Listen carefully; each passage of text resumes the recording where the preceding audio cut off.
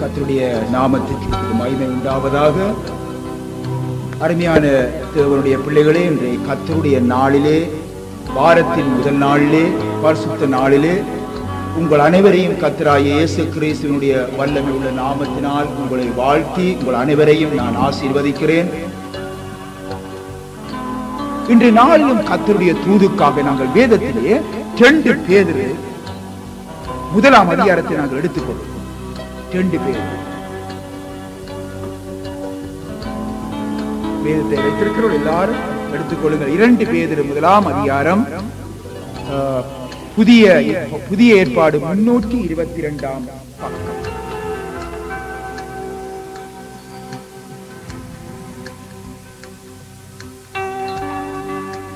தயவு செய்து வாசியுங்கள் 5 தொடக்கம் 7 வரைக்கும்.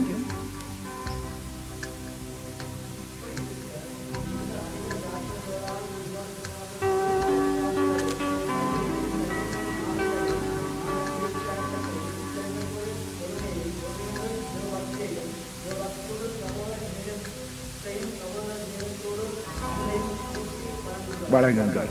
தலைகளை தாழ்த்தி நாங்கள் ஜெபிக்க போகிறோம்.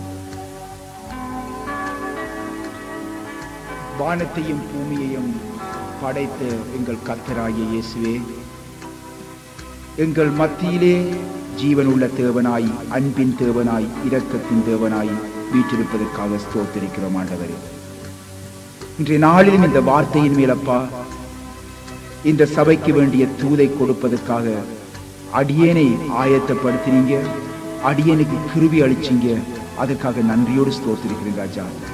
இந்த இடத்திலும் இந்த வார்த்தைகளை கேட்பதற்கு உங்களுடைய சித்தமானவர்கள் எல்லாரையும் இந்த இடத்துக்கு அழைத்து வந்திருக்கிறீங்க ராஜா. அதற்காக ஸ்தோத்திரம் ஆண்டவரே.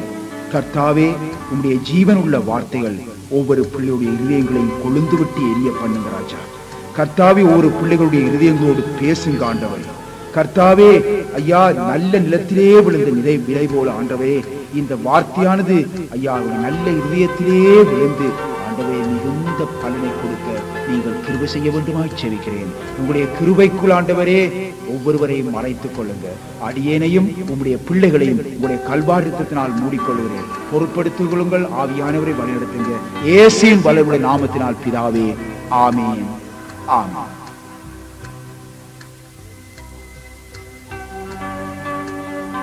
இப்படி இருக்க நீங்கள் அதிக ஜாக்கிரதை உள்ளவர்களாய் உங்கள் விசுவாசத்தோடைய தைரியத்தையும், தைரியத்தோடைய ஞானத்தையும், ஞானத்தோடைய இச்சையடக்கத்தையும், இச்சையடக்கத்தோடைய பொறுமையையும், பொறுமையோடைய தேவபக்தியையும், தேவபக்தியோடைய சகோதர சிநேகத்தையும், சகோதர சிநேகத்தோடைய அன்பையும் கூட்டி வழங்குங்கள்.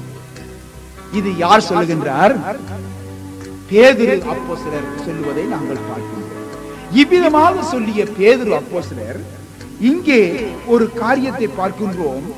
9வது வசனத்திலே சொல்லுகின்றார், இவைகள் வாசிங்க, இவைகள் இல்லாதவன் எவனோ அவன் முன் செய்த பாவங்கள் அற தான் சுத்திகரிக்கப்பட்டதை மறந்து கண் சொருகி போன குருடனாய் இருக்கிறான். ஆகவே இங்கே பேதுரு அப்போஸ்தலர் சொல்லுகின்றார், இவைகள் இல்லாதவை.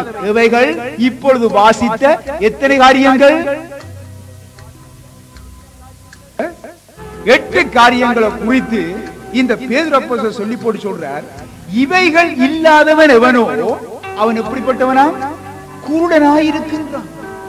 அவன் குருடனாய் இருக்கிறான். ஏன் பேதுரு அப்போஸ்தலர் அப்படி சொல்லுகின்றார்? இத்தனை 8 காரியங்களையும் சொல்லிய பேதுரு அப்போஸ்தலர் இவை இல்லாதவன் எவனோ அவன் குருடனாய் இருக்கிறான், அவன் கண்ணிருந்தும் குருடனாய் இருக்கின்றான் என்று சொல்லி பேதுரு அப்போஸ்தலர் சொல்றாரே, எதற்காக அவ்விதமாக அவர் வேதனையோடு அதை சொல்லுகிறார் என்று சொல்லி பார்க்கும் பொழுது வாசித்து பாருங்க. 11வது வசனத்தை வாசிங்க. இவ்விதமாய்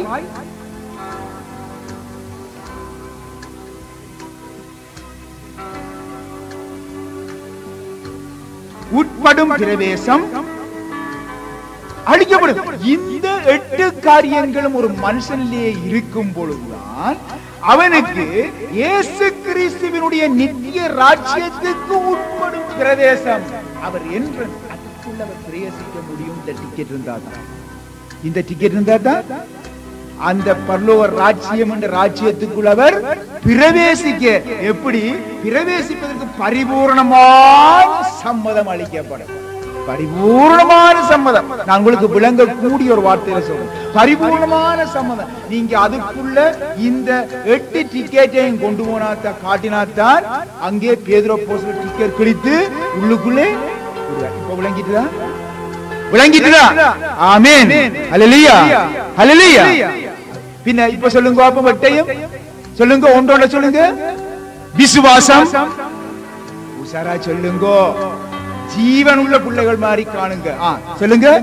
விசுவாசம், தைரியம், ஞானம், இச்சையடக்கம், பொறுமை, தேவபக்தி, சகோதர சிநேகம், அன்பு.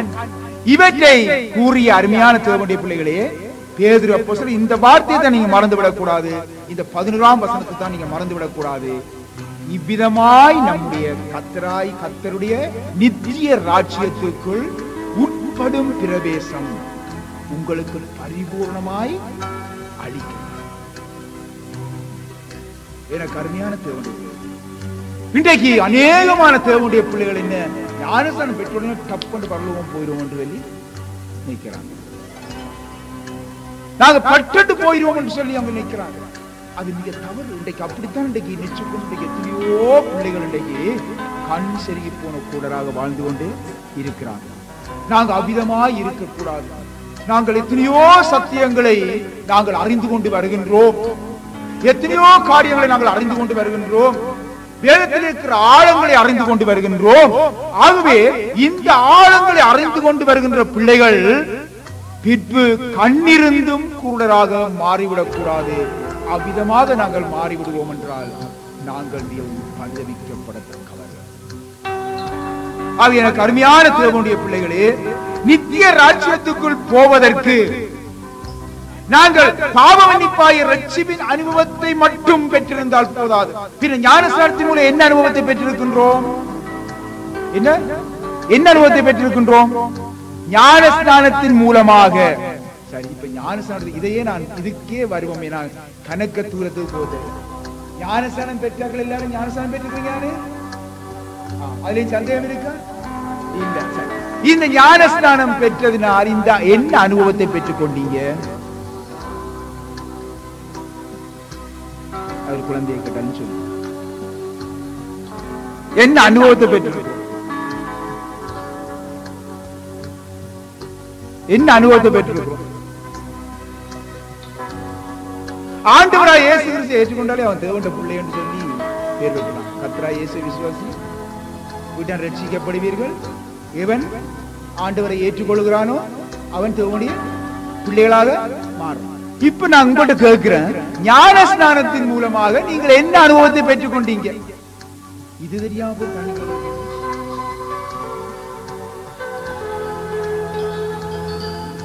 என்ன தெரிந்து விடுதலை அடைச்சீங்க? என்னத்தில இருந்து சொல்லுங்க. என்னத்தில இருந்து? பாவ மன்னிப்பு என்ற அனுபவத்துக்குள் வந்திருக்கிறோம். பாவ மன்னிப்பு என்ற அனுபவத்துக்குள்ளே வந்திருக்கிறோம். உங்களுக்கு இவ்வளவு சொல்லித்தன் கடைசியாக ஒன்றும் தெரியாத மாதிரி இருக்கீங்க. உற்சாகமா சொல்லுங்க. பின் ஆண்டவர் இயேசு கிறிஸ்துவை போல மாற்றப்பட்டு அவருடைய வருகையில் கண்ணிமைக்கும் நேரத்திலே மறுரூபமாக்கப்பட வேண்டும். அந்த அனுபவம் தான் ஞானஸ்நானத்தின் மூலம் பெற்றிருக்கின்றோம். ஆனா இன்றைக்கு அந்த அனுபவங்களுக்கு நிச்சயத்திலே இருக்கா? நிச்சயம் இருக்கா? பாத்தீங்களா? இறுதியுமே சாட்சியோட நிச்சயம் இல்லையா? சரி, நாங்க பார்க்க போறோம். இந்த ஞானஸ்நானத்தின் மூலமாக நாங்க சொல்றோம், வேதத்துல பாருங்க, ஒரு மனிதனுடைய, அதாவது ஒரு பாவியுடைய மனம் திரும்பல், ஒரு பாவியுடைய மனம் திரும்பலின் மூலம் பரலோக ராஜ்யத்திலே மிகுந்த அக்களிப்பு உண்டாகிறது. யார் மத்தியிலே? தேவதூதர்கள் மத்தியிலே பெரிய அக்களிப்பு உண்டாகிறது. யாருடைய? யார் நிமித்தமாக? ஒரு பாவியுடைய ஞானஸ்நானத்தின் மூலமாக சொல்லி இருக்க இல்ல.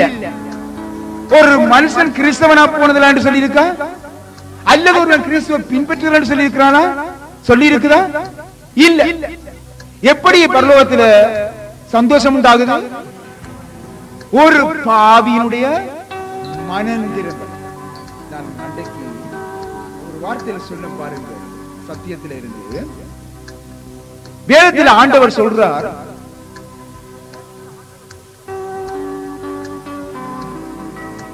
அசுத்த ஆவி ஒரு மனிதனிலிருந்து புறப்பட்ட பிற்பாடு அந்த மனுஷன் எப்படி இருக்கிறானா?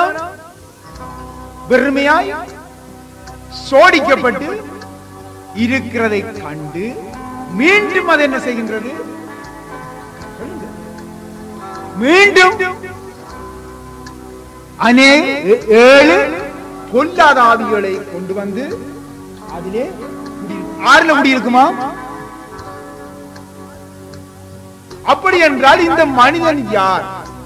இது வசனத்தை முன்னுக்கு பாருங்க. ஆண்டவராய் இயேசு கிறிஸ்து எந்த சூழ்நிலையில சொல்லுறார் என்று பார்க்கும் பொழுது, நீங்க குறிப்பிட்டு போட்டோனே பாருங்க, சொல்லும் பொழுது ஆண்டவர் சொல்றார், ஒரு பாவியுடைய மனம் திரும்பலின் நிமித்தமாக பரலோக ராஜ்யத்திலே தேவதூதர்கள் மத்தியிலே அக்களிப்பு உண்டாகிறது. ஆகவே இந்த மனிதன் யார்?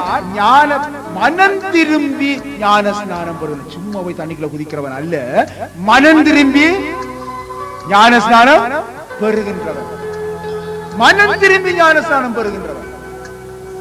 ஆகவே மனம் திரும்பி ஞானஸ்நானம் பெறுகின்ற ஒரு மனுஷன் எப்படியாய் போறானாம்? வெறுமை உள்ளவனாய் சோடிக்கப்பட்ட ஒரு மனுஷனாய் அங்கே காணப்படுகின்றான். பின் ஆகவே எப்படி அவன் ஞானஸ்நானம் மனம் திரும்பி பெறும் பொழுது அசுத்த ஆவி அவனை விட்டு போகின்றது. இன்றைக்கு நாங்கள் இதை அறிந்து கொண்டு என்ன செய்வோம்? நாங்கள் புறமத மக்களை குறித்து நாங்கள் பார்ப்போம், அல்லது பேய் பிடிச்சவனை குறித்து நாங்க பார்ப்போம். இல்ல, ஆண்டவர் சொல்றது யாரை? மனம் திரும்பி ஒரு மனுஷனை குறித்து அங்கே சொல்லுகின்றார். ஆகவே அருமையான தேவனுடைய பிள்ளைகளே, இந்த அசுத்தாவி என்ன செய்கிறது? போயிருந்து பார்க்குது, இவர் வெறுமையாகவும் இவர் சோடிக்கப்பட்டு இருக்கிறார், கொஞ்ச நாள் இருந்து பார்க்கும். அது என்ன செய்யும்?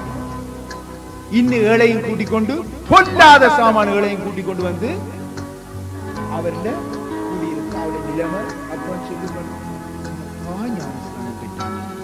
இந்த மாதிரி நடக்கிறானே, இப்படி தலைகளாய் நிற்கிறானே என்று சொல்லி சொல்லுவோம் இல்லவா?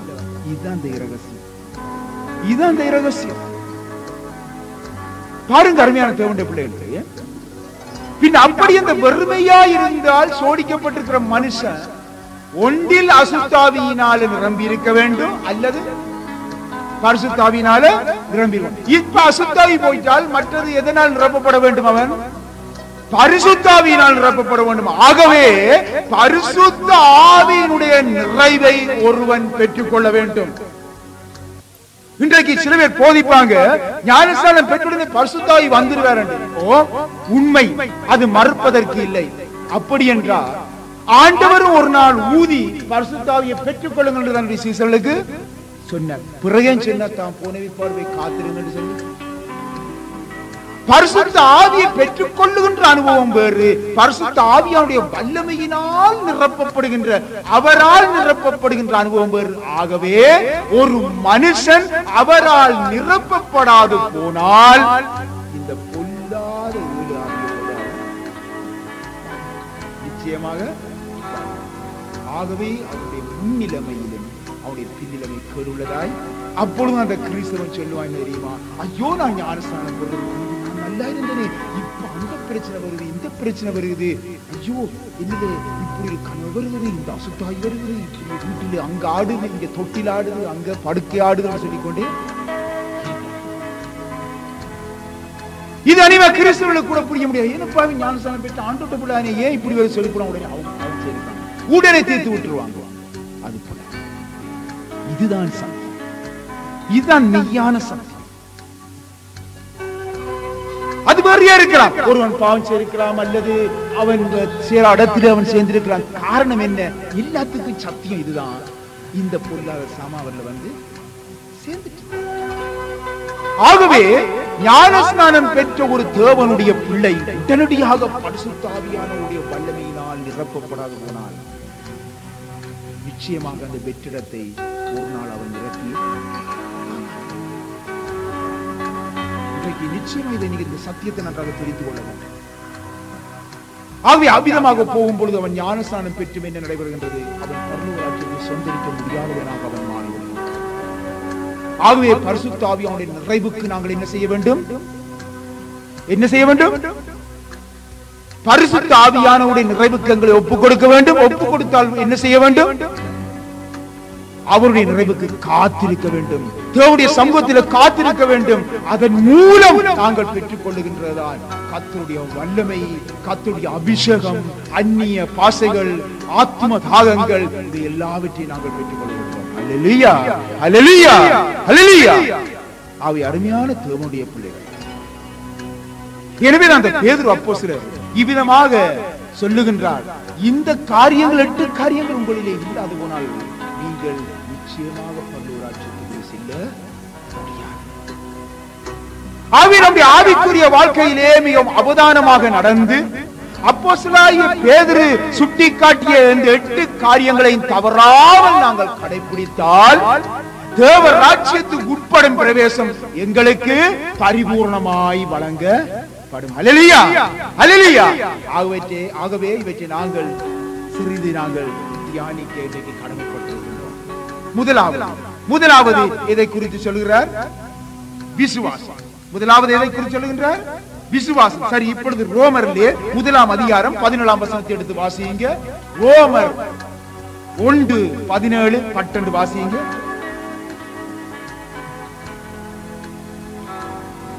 எடுத்து வாசிக்கும் பொழுது நீங்க பக்கத்தையும் சொல்லி வாசிச்சீங்கன்னா புதிய ஏற்பாடா பழைய ஏற்பாடா எல்லாரும் எடுப்பதற்கு ஈஸியா இருக்கு. வாசிங்க ரோமர் 1:17. டப்படு வாசிங்க. விசுவாசத்தினால் நீதிமான் பிழைப்பான். அருமையான தேவனுடைய பிள்ளைகளே, கிறிஸ்தவ ஜீவியத்தின் ஆரம்பமும் முடிவும் எதிலே தங்கி இருக்கிறது? விசுவாசம். ஆகவே கிறிஸ்தவ ஜீவியம் விசுவாசம். அதனுடைய ஆரம்பம் விசுவாசம், முடிவும் விசுவாசம். விசுவாசத்தை தொடக்கிறவர் முடிக்கிறவரும் ஆண்டவராகிய இயேசு கிறிஸ்து. ஆகவே விசுவாசத்தை தொடக்கிறவரும் ஆண்டவராகிய இயேசு கிறிஸ்து, முடிக்கிறவரும் ஆண்டவராகிய இயேசு கிறிஸ்து. ஆகவே நாங்கள் விசுவாசத்திலே ஆரம்பிக்கிறோம், விசுவாசத்திலே முடிக்கிறோம். அல்லேலூயா. ஆகவே தேவ ஜனங்களாக இருந்தாலும் சரி, புறஜாதி ஜனங்களாக இருந்தாலும் சரி, விசுவாசத்தினால் மாத்திரமே பாவ மன்னிப்பை பெற்றுக்கொள்ள. விசுவாசியா இருந்தாலும் சரி, நன்றாக சத்தியத்தை தெரிஞ்சு கொள்ளணும். விசுவாசியா இருந்தாலும் சரி, புறஜாதி மக்களா இருந்தாலும் சரி, புறமத மக்களா இருந்தாலும் சரி, விசுவாசத்தினால் மாத்திரமே பாவ மன்னிப்பை பெற்றுக்கொள்ள முடியும். ஆண்டவராகிய இயேசு கிறிஸ்துவை ஏற்றுக்கொண்டு கிறிஸ்தவனாய் இருப்பதனால் மட்டுமல்ல, அவன் விசுவசிக்க வேண்டும். விசுவாசத்தினால் மாத்திரமே பாவ மன்னிப்பை பெற்றுக்கொள்ள. அல்லேலூயா, அல்லேலூயா, அல்லேலூயா, அல்லேலூயா. பாருங்க, ஒரு மனிதனுடைய பாவங்கள் மன்னிக்கப்பட்டதற்கு என்ன அடையாளம் சொல்லுங்க? பட்டம் சொல்லணும். கணக்க படிச்சிருக்கீங்க, சொல்லுங்க. ஒரு மனிதனுடைய பாவம் மன்னிக்கப்பட்டுட்டது நம்பேலுமா? கண்ணால காண்றீங்களா? கண்ணால காண்றீங்களா? விசுவாசம். சரி, அந்த விசுவாசத்தை ஒரு அளவு நாங்கள் உறுதிப்படுத்திக் கொள்ளணுமே. பாவம் மன்னிக்கப்பட்டுதா? உங்களுடைய பாவம் மன்னிக்கப்பட்டுதா? நான் கண்ணால காணலுமா? என்ன செய்வோம்?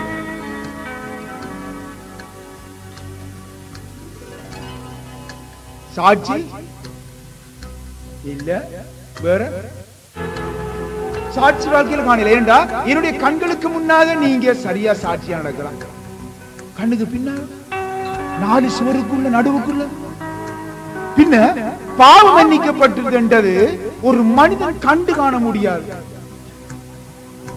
அப்படின்னா நான் என்ன சொல்றேன்? லொத்தர் போடுவோம், லொத்தர் தான் போடுவோம். பின்ன அதுவும் சரி வருமா?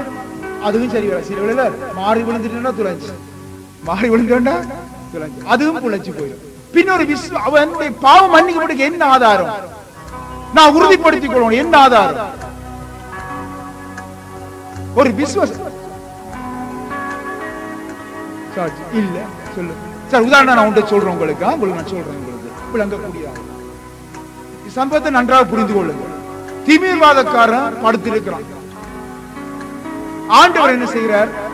அவனை பார்த்து முதலாவது சொல்றார், என்ன சொல்றார்? மகனே, சரி, திமிர்வாதக்காரனை கொண்டு வராங்க, இறக்கிட்டான். கொண்டு வந்து ஆண்டவர் பார்த்து என்ன சொல்லணும் அவனுக்கு? மகனே எழும்பி நடு என்று சொல்லு. ஏன்னா அதுதான் அவன் எதிர்பார்க்கிறான், வந்தவங்களும் எதிர்பார்க்கிறான். ஆண்டவர் என்ன சொல்றார்? மகனே, உன் பாவம் மன்னியோடு. அவன் பாவம் மன்னிப்ப வந்தான். என்னத்துக்கு வந்தான்? சிவம்பரத்தான் வந்தான். பின்ன உன் பாவம் உனக்கு மன்னிக்கப்பட்டது. இவ்வளவு தான் சொன்னார். சொல்லி போட்டு பிறகு என்ன செய்கின்றார்? இந்த பாவத்தை மன்னிப்பதற்கு மனுஷகுமாரனுக்கு அதிகாரம் உண்டு என்று நீங்கள் எல்லாரும் அறிந்து கொள்ள வேண்டும் என்று சிற்றியங்களை பார்த்து சொல்றார். சொல்லி போட்டு சொல்றார், எழுந்து படுக்கேந்தி கொண்டு போ. நீ சுகமடைந்தான்னு சொன்னாரா? தலையில கை வச்சு ஜெபிச்சாரா? அல்லது மகனே உனக்கு சுகம் தருவேன் என்று எழும்பி நட, உனக்கு சுகமடைவேன் என்று சொல்லி சொன்னார். ஒரு வார்த்தை சுகமடைவேன் இந்த வார்த்தையும் சொல்லவில்லை வேதத்தில். எழும்பி நட. பின் அவன் என்ன செய்தான்? தன்னுடைய படுக்கையும் எடுத்துக்கொண்டு எழும்பி நடந்தான். ஆகவே இங்கே நாங்கள் அறிகின்றோம், ஆண்டவராகிய இயேசு கிறிஸ்துவினுடைய வார்த்தை கிரியை செய்கின்றது. ஆகவே தீவிரவாதக்காரன் நோக்கி நீ எழுந்து உன் படுக்கையை எடுத்துக்கொண்டு நட என்று சொல்லும் பொழுது எல்லோருடைய கண்களும் காணுகிறது, அவன் நடந்து செல்கிறான். ஆகவே உன் பாவங்கள் உனக்கு மன்னிக்கப்பட்டது என்று ஆண்டவர் சொல்லும் பொழுது நிச்சயமாக அங்கே கிரியை நடந்திருக்கின்றது என்று விசுவாசிக்கிறோம். ஹல்லேலூயா, ஹல்லேலூயா. ஆகவே ஒரு மனிதனுடைய பாவம் மன்னிக்கப்பட்டதென்றால் அது ஆண்டவராகிய இயேசு கிறிஸ்துவினுடைய வார்த்தையின் மாத்திரம்தான் நாங்கள் விசுவாசிக்க. இதை நன்றாக தெரிந்து கொள்ள வேண்டும். ஆகவே ஒருவன் வந்து, போதகரே, எனக்கு நான் ஞானஸ்நானம் புறப்போகிறேன். பின்ன போதகர், நீ ஆண்டவரிடம் உன்னுடைய பாவங்களுக்கு மன்னிப்பு கேட்டு விட்டாய். ஆம். அவன் சும்மா சொல்றானோ மெய்யா சொல்றானோ எங்களுக்கு தெரியாது. ஆம், நான் அவரோடு தனியே இருந்து உறவாடி என்னுடைய பாவங்களை எல்லாம் கண்ணீரோடு அறிக்கையிட்டு நான் அவரிடம் மன்னிப்பு கேட்டு விட்டேன் என்று சொல்லும் பொழுது நாங்கள் விசுவசிக்கிறோம் அவன் பாவம். ஹல்லேலூயா, ஹல்லேலூயா. அருமையான தேவனுடைய பிள்ளைகளே, இதைத்தான் ஆண்டவர் சொல்றார், கண்டும் விசுவசிக்கிறவனை விட காணாமல் விசுவசிக்கிறவன் பாக்கியவான். ஹல்லேலூயா, ஹல்லேலூயா. ஆகவே நான் பாவம் மன்னிக்கப்பட்டு விட்டேன் என்று சொல்லி ஒருவன் வரும்பொழுது நிச்சயமாக அவனுக்கு ஞானஸ்நானத்தை கொடுக்கிறார். ஒருவன் சொல்ல முடியாது, இவன் அப்படி நடந்தவன் இல்ல, இவன் எப்படி ஞானஸ்நானம் கொடுக்கிறார். இல்லை, அவன் தன்னுடைய வாயறிக்கை தர. அவன் பொய் சொல்றான், பொய் சொல்றான், தன்னுடைய வாயறிக்கையை சொல்வதன் மூலமாக அந்த போதகருக்கும் அவனுக்கு உடன்பாடு ஏற்படுகிறது. பாவம் மன்னிக்கப்பட்ட மனுஷன், பாவம் கிறிஸ்துவினால் மன்னிக்கப்படுகிறது. ஆகவே அதற்கு அடையாளமாக பெற்றுக் கொள்கிறான். ஹல்லேலூயா, ஹல்லேலூயா. ஆகவே கருமையான தேவனுடைய பிள்ளைகளே, இந்த தேவ ஜனங்களாய் இருந்தாலும் சரிதான், புறஜாதி மக்களாய் இருந்தாலும் சரிதான், விசுவாசத்தினால் மாத்திரம்தான் ஒருவன் பாவ மன்னிப்பை பெற்றுக் கொள்ள முடியும். ஆகவே விசுவாசத்தினால் தொடங்கி விசுவாசத்தினால் முடிகிறதான் கிறிஸ்தவ ஜீவியம். ஆகவே ரட்சிக்கப்பட்ட ஜனங்கள் ரட்சிக்கப்பட்ட அனுபவத்தோடே நின்று விடுகின்றார்கள். இது பரிதாபமான ஒரு நிலை. ரட்சிக்கப்பட்ட ஜனங்கள் ரட்சிக்கப்பட்ட அந்த அனுபவத்தோடே நின்று கொள்ளுகிறார்கள். இதுதான் பரிதாபமான நிலை. இந்த அனுபவத்தோடே இன்று அருமையான தேவனுடைய பிள்ளைகளை நின்று விடாமல் நீங்கள் விசுவாசத்திலிருந்து விசுவாசத்திற்கு கடந்து கொண்டு செல்ல வேண்டும். விசுவாசத்திலிருந்து விசுவாசத்திற்கு நீங்கள் படிப்படியாக ஏறி செல்ல வேண்டும். விசுவாசத்துக்கு நாமே முடிவு கட்டிவிடக் கூடாது. அதுதான் தெரிந்து கொள்ளணும். யார் முடிவு கட்ட வேண்டும்? ஆண்டவராகிய இயேசு. ஏனென்றால் அவர்தான் முடிவு. ஆகவே நான் ஞானஸ்நானம் பெற்றுவிட்டேன், நான் இனி பரலோகம், நான் விசுவாசத்துக்கு நான் முடிவு கட்டுகிறேன், நானே ஆண்டவராக வந்துள்ளேன்.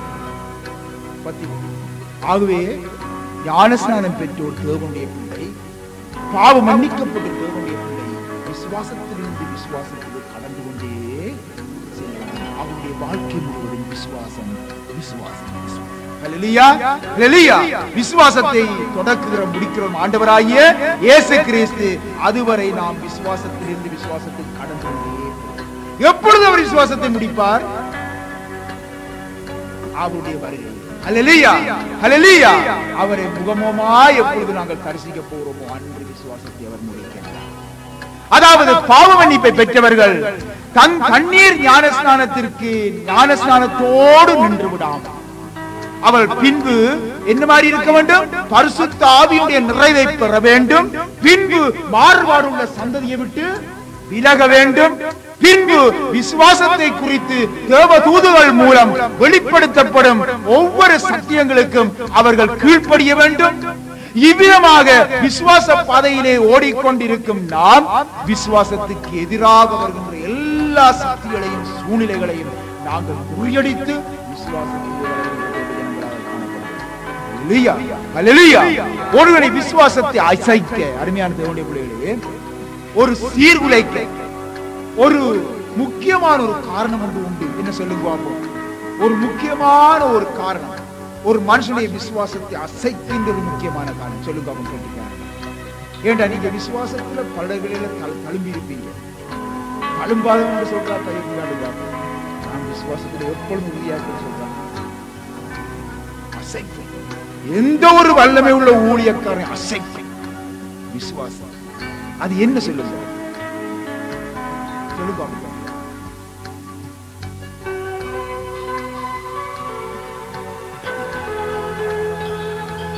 பயம். நீங்க சுத்தி சுத்தி சுத்தி ஆராய்ஞ்சு பாருங்க. பயம் ஒரு மனுடைய விசுவாசத்தை ஆட்கொள்ளும். எந்த ஒரு சூழ்நிலைக்கு முன்னுக்கு பயம் தான்.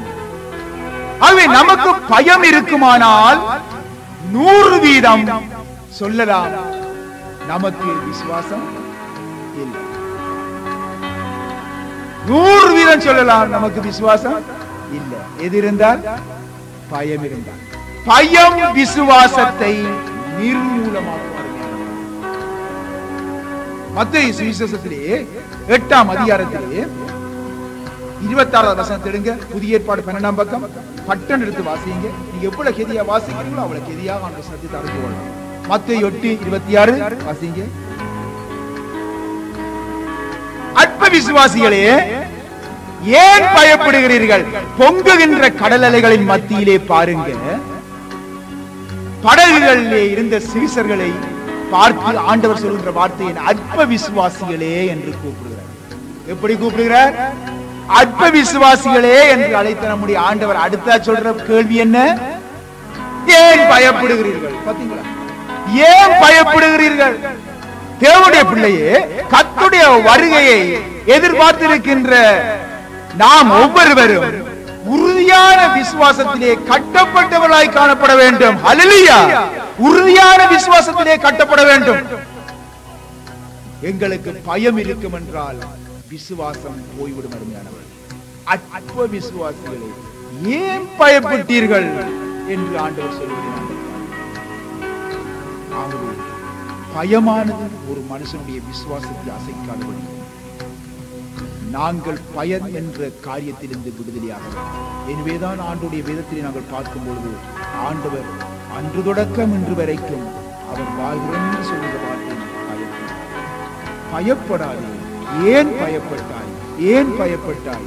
ஏன் பயப்பட்டாய்? பயப்படாதே, பயப்படாதே, நான் உனக்கு துணை நிற்கிறேன்.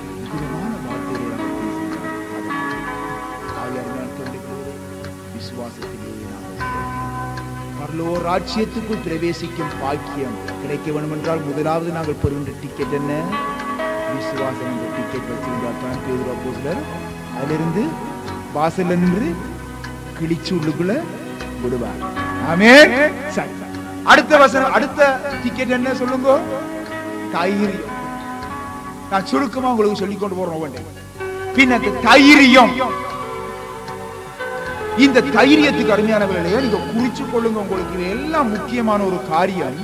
மூல பாஷையிலே, எபிரேய பாஷையிலே, கிரேக்க எபிரேய பாஷையிலே, மூல பாஷையிலே சுபாவத்தின் மேன்மை என்று அர்த்தப்படுகின்றது.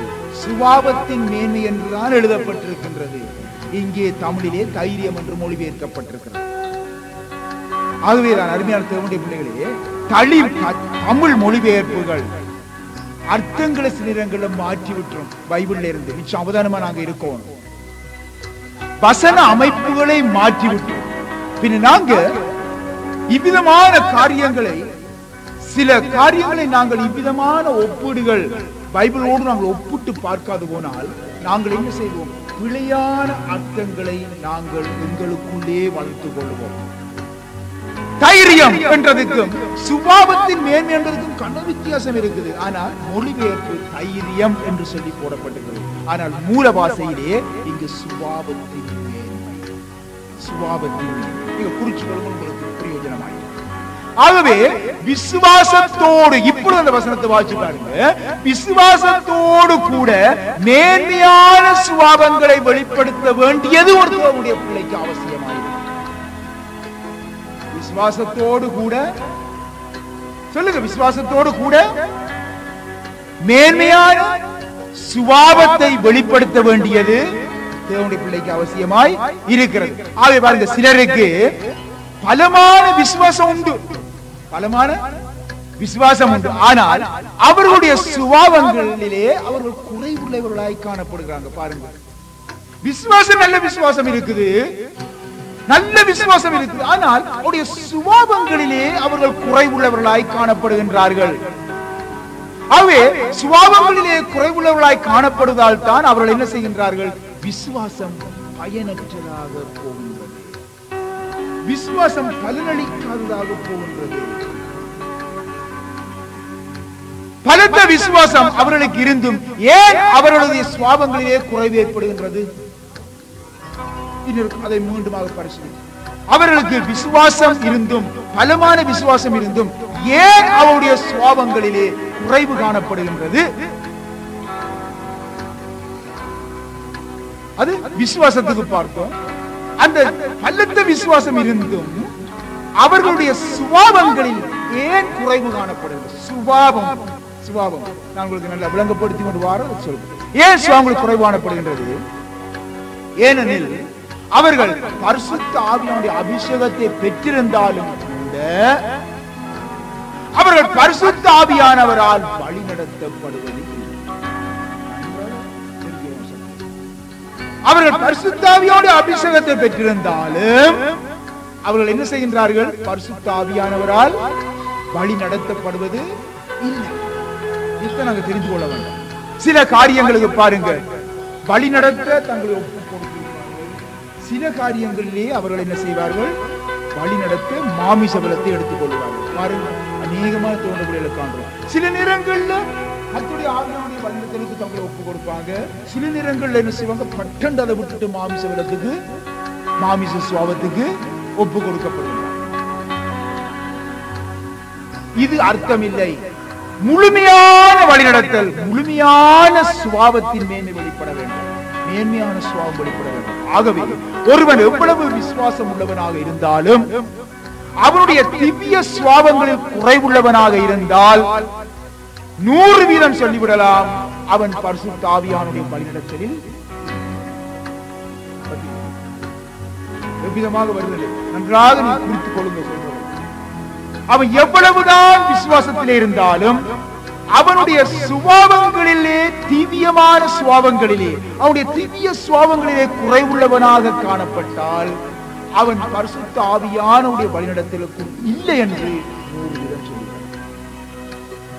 இப்ப உங்களுக்கு அநேக சந்தேகங்கள் கிளியராகி கொண்டு போகும். இன்றைக்கு அநேக மக்களை குறித்திருக்கின்ற அநேக கேள்விக்குறிகள் இன்றைக்கு இல்லாமல் போகும்.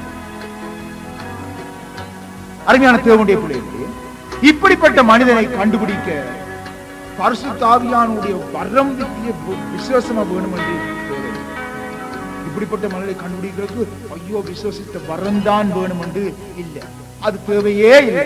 ஆகவே திவ்ய சுபாவம் மிக மிக அவசியம். ஒரு மனுஷனுக்கு திவ்ய சுபாவம் மிக அவசியம். அல்லேலூயா. 2 பேதுரு எடுங்கோ, 1ஆம் அதிகாரத்திலே 4வது வசனத்தை வாசிங்க. தூதுக்கு வந்த அந்த கோயில் 4வது வசனத்தை வாசிங்க. 322ஆம் பக்கம், புதிய ஏற்பாடு.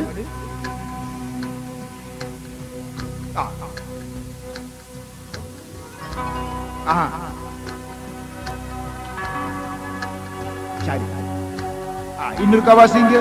சிஸ்டர்?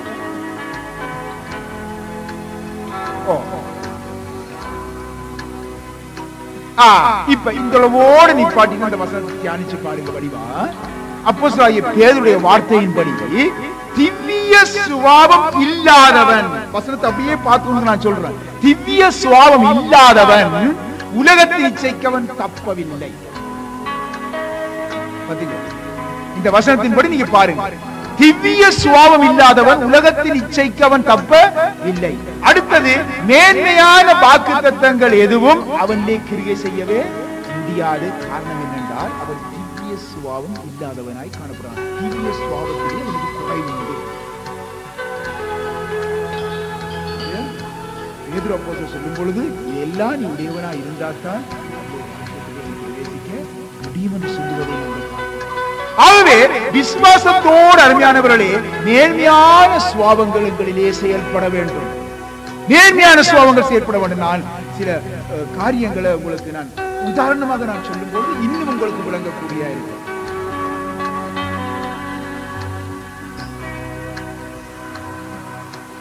நாங்கள் வீதியால் சென்று கொண்டிருக்கிறோம் என்று வைத்துக் கொள்வோம்.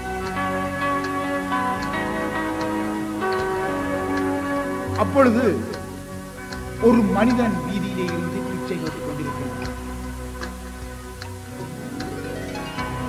பிச்சை கட்டிக்கொண்டு இருக்கும் பொழுது நாங்கள் அவனுக்கு பிச்சை கொடுப்பது மேன்மையா, பிச்சை கொடுக்காமல் விடுவது மேன்மை? பிச்சை கொடுக்கிறது இன்றைக்கு அவரே தன் வாயால் சொல்லிக் சௌரன் பெஞ்சமின் நான் சொல்றேன். அன்றைக்கு வீதியால போய்கொண்டிருந்த ஒரு தடவை போய்கொண்டிருக்கீங்கல்ல, ஒரு மனுஷன் ரோட்டில இருந்து அவதியோட இருந்து பிச்சை கொடுத்தாங்க. அப்ப நான் அவர்கிட்ட சொன்னேன், தம்பி இந்த மனுஷனை கொண்டு பிச்சை கொடுத்தாங்க சொல்லி சொன்னேன். கடந்து வந்ததுக்காரன் சத்தம் போட்டு இருக்கிறான், பிச்சை போட்டுவாங்க. இவர் சொன்ன ஒரு வார்த்தை என்ன தெரியுமா? அவன் ஆண்டவரை ஏற்றுக்கொள்ளட்டும், பிச்சை போடுவோம். குட்டுத்தான் அந்த இடத்துல வச்சவருக்கு நல்லொரு பேச்சு. அவர் மறந்திருக்க மாட்டார்னு நினைக்கிறேன்.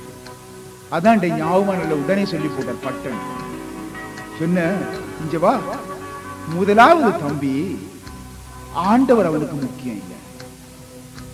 அவனுக்கு முதலாவது வயிற்று பசி அவனுக்கு ரட்சி. அவனுக்கு வயிற்று பசி ரட்சி கொண்டே கொடு, அதுதான் முக்கியம். நாங்கள் அநேக காரியங்களை வேத்தினது பார்க்கிறோம். சில வேளையில தேவதூதன் தான் வந்து அதுல இருந்து கேட்கிறான்னு நாம் அறியோம்.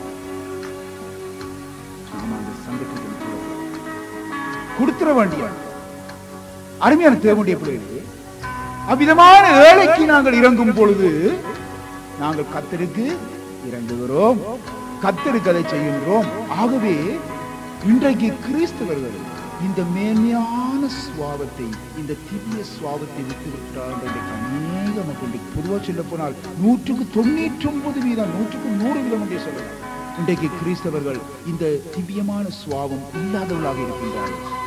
ஆனால் நான் அறிந்திருக்கிற அருமையானவர்களே, எனக்கு நன்றாக தெரியும், கத்தோலிக்க மக்கள்ல இந்த சுவாபம் பழக்கப்படுகின்றது. கத்தோலிக்க குருக்களினால் அவர்கள் எங்கு கண்டாலும் தான தர்மம் செய்வதிலே முன்னுரிமை அளிக்கின்றார். முதலாவது அதை நாங்கள் செய்ய வேண்டும். தேவனுடைய பிள்ளைகள், ஆவிக்குரிய பிள்ளைகள், பாவ மன்னிக்கப்பட்ட பிள்ளைகள், மனம் திரும்பிய பிள்ளைகள் முதலாவது தங்களுடைய திவ்ய சுவாபத்தை வெளிப்படுத்த வேண்டும். விசுவாசத்தோடு திவ்ய சுவாபத்தை அவர்கள் வெளிப்படுத்த வேண்டும். தான தர்மங்கள் அவர்கள் செய்கிறவர்களாக காணப்பட வேண்டும். இதில் இருக்கிற ஒவ்வொருவரும் இந்த சத்தியத்தை அறிந்தனீர்கள். தான தர்மம் செய்வதில் நாங்கள் முன்னுரிமை காட்டுபவர்களாக காணப்படும். ஒரு தடவை அருமையான தேவனுடைய பிள்ளைகளே, எனக்கு நல்ல அனுபவம் உண்டு. ஆரம்ப காலத்திலே வீட்டிலே வந்து ஒரு பெண் வந்து வெள்ளடித்தார். வெள்ளடித்த பொழுது அந்த வெள்ளை சத்தத்தை கேட்டு கதவை திறந்த பொழுது அந்த பெண் ஒரு கையிலே ஒரு குழந்தையை ஏந்திய வண்ணமாக என்ன செய்கின்றாள்? பிச்சை கேட்கின்றாள். வீடுகளுக்கு வந்து பிச்சை கேட்கின்றாள். ஒவ்வொரு கோணங்களையும் வந்து பிச்சை கேட்டுக் கொண்டிருக்கிறாள். அப்பொழுது உங்கள் வீட்டிலே வந்து வெள்ளடிக்கிறார். அப்பொழுது என்னுடைய இருதயத்திலே உடனே சொல்லி உடனே பட்டண்டு அந்த பெண்ணுக்கு தேவையான உதவியை கொடுத்து அனுப்பிவிட்டோம். அப்பொழுது இருந்து நாங்கள் கதைக்கிறோம், தேவதூதன் கூட வந்திருக்கலாம் அல்லவா, இந்த பெண் இந்த பிள்ளை இந்த இடத்துக்கு எப்படி வந்தாங்க? நாங்கள் அதை மறுத்திருந்தோம் என்றால் தேவதூதன் அங்கே வந்திருக்கிறான், அவனை நாங்கள் நிராகரித்திருக்கிறோம். அவை அருமையான தேவனுடைய பிள்ளைகளே, நாங்கள் சில காரியங்களில் மிக எச்சரிப்பாக இருக்க வேண்டும், எச்சரிக்கையோடு இருக்க வேண்டும். ஆவிக்குரிய பிள்ளைகள் இதிலே அவர்கள் நிலைத்து நிற்பதில்லை. இன்றைக்கு அநேகமான எத்தனையோ மக்களை நாம் பார்த்திருக்கின்றோம். ஆகவே இந்த நாளில் இந்த வார்த்தையை தருகின்ற நேரம் நீங்கள் பெரிய பாக்கியம் செய்தவர்களாய் இருக்கிறீர்கள்.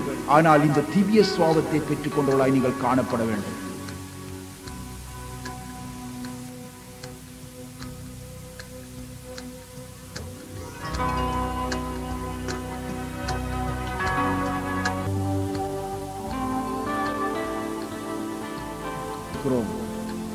அருமையான தேவனுடைய பிள்ளைகளே, நாங்கள் சில காரியங்களில் மிக எச்சரிப்பாக இருக்க வேண்டும், எச்சரிக்கையோடு இருக்க வேண்டும். ஆவிக்குரிய பிள்ளைகள் இதிலே அவர்கள் நிலைத்து நிற்பதில்லை.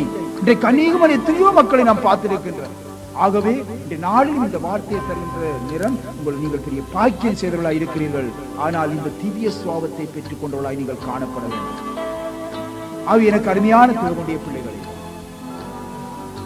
ஒருவன் மழை காரணமாக ஒரு நாள் பாருங்க, மழை காரணமாக நான் என்ன செய்யேன், வீதியிலே சில உதாரணங்களை உங்களுக்கு இதற்கு ஆதாரமாக சொல்லிக் கொண்டு போகிறேன். பல வித்தியாசப்பட்ட அனுபவங்களை சொல்லிக் கொண்டு போகிறேன். மழை காரணமாக கடந்த 2-3 மாதங்களுக்கு முன்பாக ஒரு வீதியோரத்திலே கடைக்கின்ற கண்ணாடிக்கு போனா போல் அந்த இடத்திலே மழை காரணமாக வெளியே வர முடியாமல் நிற்கின்றேன். அந்த நேரத்திலே நிறைந்த ஜனங்கள் அங்கு இங்கு தெரிந்து கொண்டிருக்கிறார். அப்பொழுது ஒரு இளம் வாலிப பெண் வந்து என்ன செய்கின்றால், என்னிடம் வந்து பிச்சை படிக்கிறார். என்ன பிச்சை? ஏதோ பணம் தர வேண்டும். அதான், எனக்கு பணம் இல்லை, காசு அப்படிங்கிறது. வாலிப பெண், ஆரும் கொடுத்தாலும் பிரச்சனை, கொடுக்காட்டியும் மனதுக்கு பெரிய சங்கடம். நாம் பட்டண்டு எதிர்பார்த்த மைனட்டை இல்லை என்று சொல்லி போட்டு அந்த மலையடியிலே நின்று பார்த்து நிற்கிறேன். இந்த புள்ள போய் பல பக்கங்கள்லையும் கேட்டுக்கொண்டே இருக்கு. அப்ப என்னுடைய இருதயம் வேதனை அடைகின்றது. ஆண்டவரே, இந்த புள்ளைக்கு நான் இல்லை என்றுட்டனே, ஏதோ ஒரு உட்புறத்துல நான் இல்லை என்று சொல்லி போட்டனே என்று சொல்லி என்னுடைய இருதயம் வேதனை அடைஞ்சு கொண்டே. ஆனா என்னுடைய மன ஏவுது அந்த புள்ளையை கூப்பிட்டு கொடுக்கணும் என்று சொல்லி. ஆனா இன்னொரு வகையில உலகத்தின் கண்களுக்கு கரைப்படாதவர்களாய் நாங்கள் காணப்பட வேண்டும். சூழ்நிலைகளை நாங்கள் பார்க்கிறோம். ஒரு வயதான அம்மாள், ஒரு வயதான ஒரு சகோதரன் அப்படி இருந்திருப்பான நிச்சயமாக கொண்டே கொடுத்திருக்கலாம். ஆனால் இது ஒரு வாலிபம். ஆகவே இவ்விதமாகவே என்ன செய்கின்றேன், இவ்விதமாக நகர்ந்து நான் வீட்டுக்கு வந்து சேர்ந்தேன். ஆனால் மனதில் வேதனையாக அன்று முழுக்க பாதித்துக் கொண்டிருந்ததை நான் காணக்கூடியதாக இருந்தது. எதற்கு கேட்டதோ, அந்த பெண் எதற்காக கேட்டாலோ நாம் அறியோம். ஆனால் கேட்டபொழுது இல்லை என்று விட்டேனே, இந்த பிள்ளை பல இடங்களிலேயே சென்று கையேந்தி கொண்டு நிற்கிறாளே என்று வேதனையால் துடித்துக் கொண்டிருந்தேன். அருமையான தேவனுடைய பிள்ளைகளை, இந்த விதமான நிலைகளை நாங்கள் சூழ்நிலைகளை நாங்கள் பார்க்கும் பொழுது நான் எதற்காக உங்களுக்கு சொல்கின்றேன் என்றால், நாங்கள் கிறிஸ்தவ ஜீவியம் முதலாவது விசுவாசத்தோடு திவ்ய சுவாபம் கொண்டவர்களாய் நாங்கள் காணப்பட வேண்டும். நான் இன்றைக்கு டீ குடிக்க நான் போறேன், கடைக்கு போறேன். இன்றைக்கு பக்கத்துல வந்து ஒரு மனுஷன் ஐயா பிச்சை என்று கேட்கல, தம்பி சகோதரனே சகோதரியே டீ குடிக்கிறது நிப்பாட்டு, பணத்தை கொடுத்துட்டு போ. நீ கொக்கோ குடிக்க போறியா, வெறும் டீயை குடிச்சிட்டு வா, ஒரு பணத்தை அந்த அந்த கேட்கின்ற மனுஷனுக்கு இல்லைன்னு சொல்லாம கொடுத்து விட்டு போ. இதுதான் திவ்ய சுவாபம். கிறிஸ்தவனை கட்டாயம் இருக்க வேண்டியது. நீ பஸ்ஸுக்கு போறதுக்கு மட்டும் தான் காசு வச்சுக்கிறியா, சரியா வந்து கேட்கல, சரியா ஒரு குறைஞ்ச ஒரு காசை கொடுத்துட்டு அங்கால ஒரு மைல் நடந்து போறதுல எந்த தப்புமே இல்லை. உன்னால முடியும். எனக்கு அருமையான தேவனுடைய பிள்ளைகளே, திவ்ய சுவாபம் நிறைந்த கிறிஸ்தவர்களாய் நாங்கள் ஒவ்வொருவரும் காணப்பட வேண்டும். நாங்கள் ஒரு பிராட்பாஸ்ட் வாங்கி சாப்பிடுறதுக்கு சொல்லி நிக்கிறோமே, அந்த நேரத்துல வந்து கேட்கிறானே, ஒரு குழந்தையோட வந்து கேட்கிறானே, குடுப்பா நீ சாப்பிடாட்டி ஒரு நாளும் குறைஞ்சு போறையில, நீ வீட்டு போய் சாப்பிடலாம். நீ கொடுக்கும் பொழுது கர்த்தருக்கு கொடுக்கும். ஹல்லேலூயா, ஹல்லேலூயா. தேவனுடைய பிள்ளையே, உன்னுடைய விசுவாசம் இறங்குகிறவனுக்கு, அதாவது இறந்து வருகிறவனுக்கு இறங்குகின்ற ஒரு விசுவாசமாக காணப்பட வேண்டும். இரண்டும் வருகிறவனுக்கு இல்லை என்று சொல்லாத ஒரு விசுவாசம் உன்னிலே காணப்பட வேண்டும். அதுதான் எனக்கு அருமையான நீ இருதயத்தை அடைத்துக் கொள்ளக்கூடாது. ஒருபோது கேட்கும் பொழுது நீ உடைய இதயத்தை ஒருபொழுதும் அடைத்துக் கொள்ளாது. நீ எப்படிப்பட்ட ஒரு பெரிய விசுவாசியாக இருந்தாலும் உன் இருதயத்தை நீ அடைத்துக் கொள்ளுவாய் என்றார்.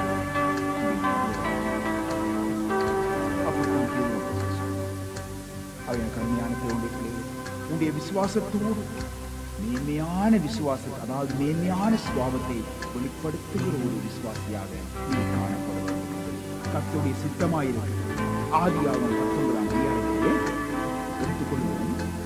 ஆதியாகமம் 19 முதலாம் வசனத்திலிருந்து 3ஆம் வசனம் வரைக்கும் வாசிங்க. பட்டண வாசிங்க.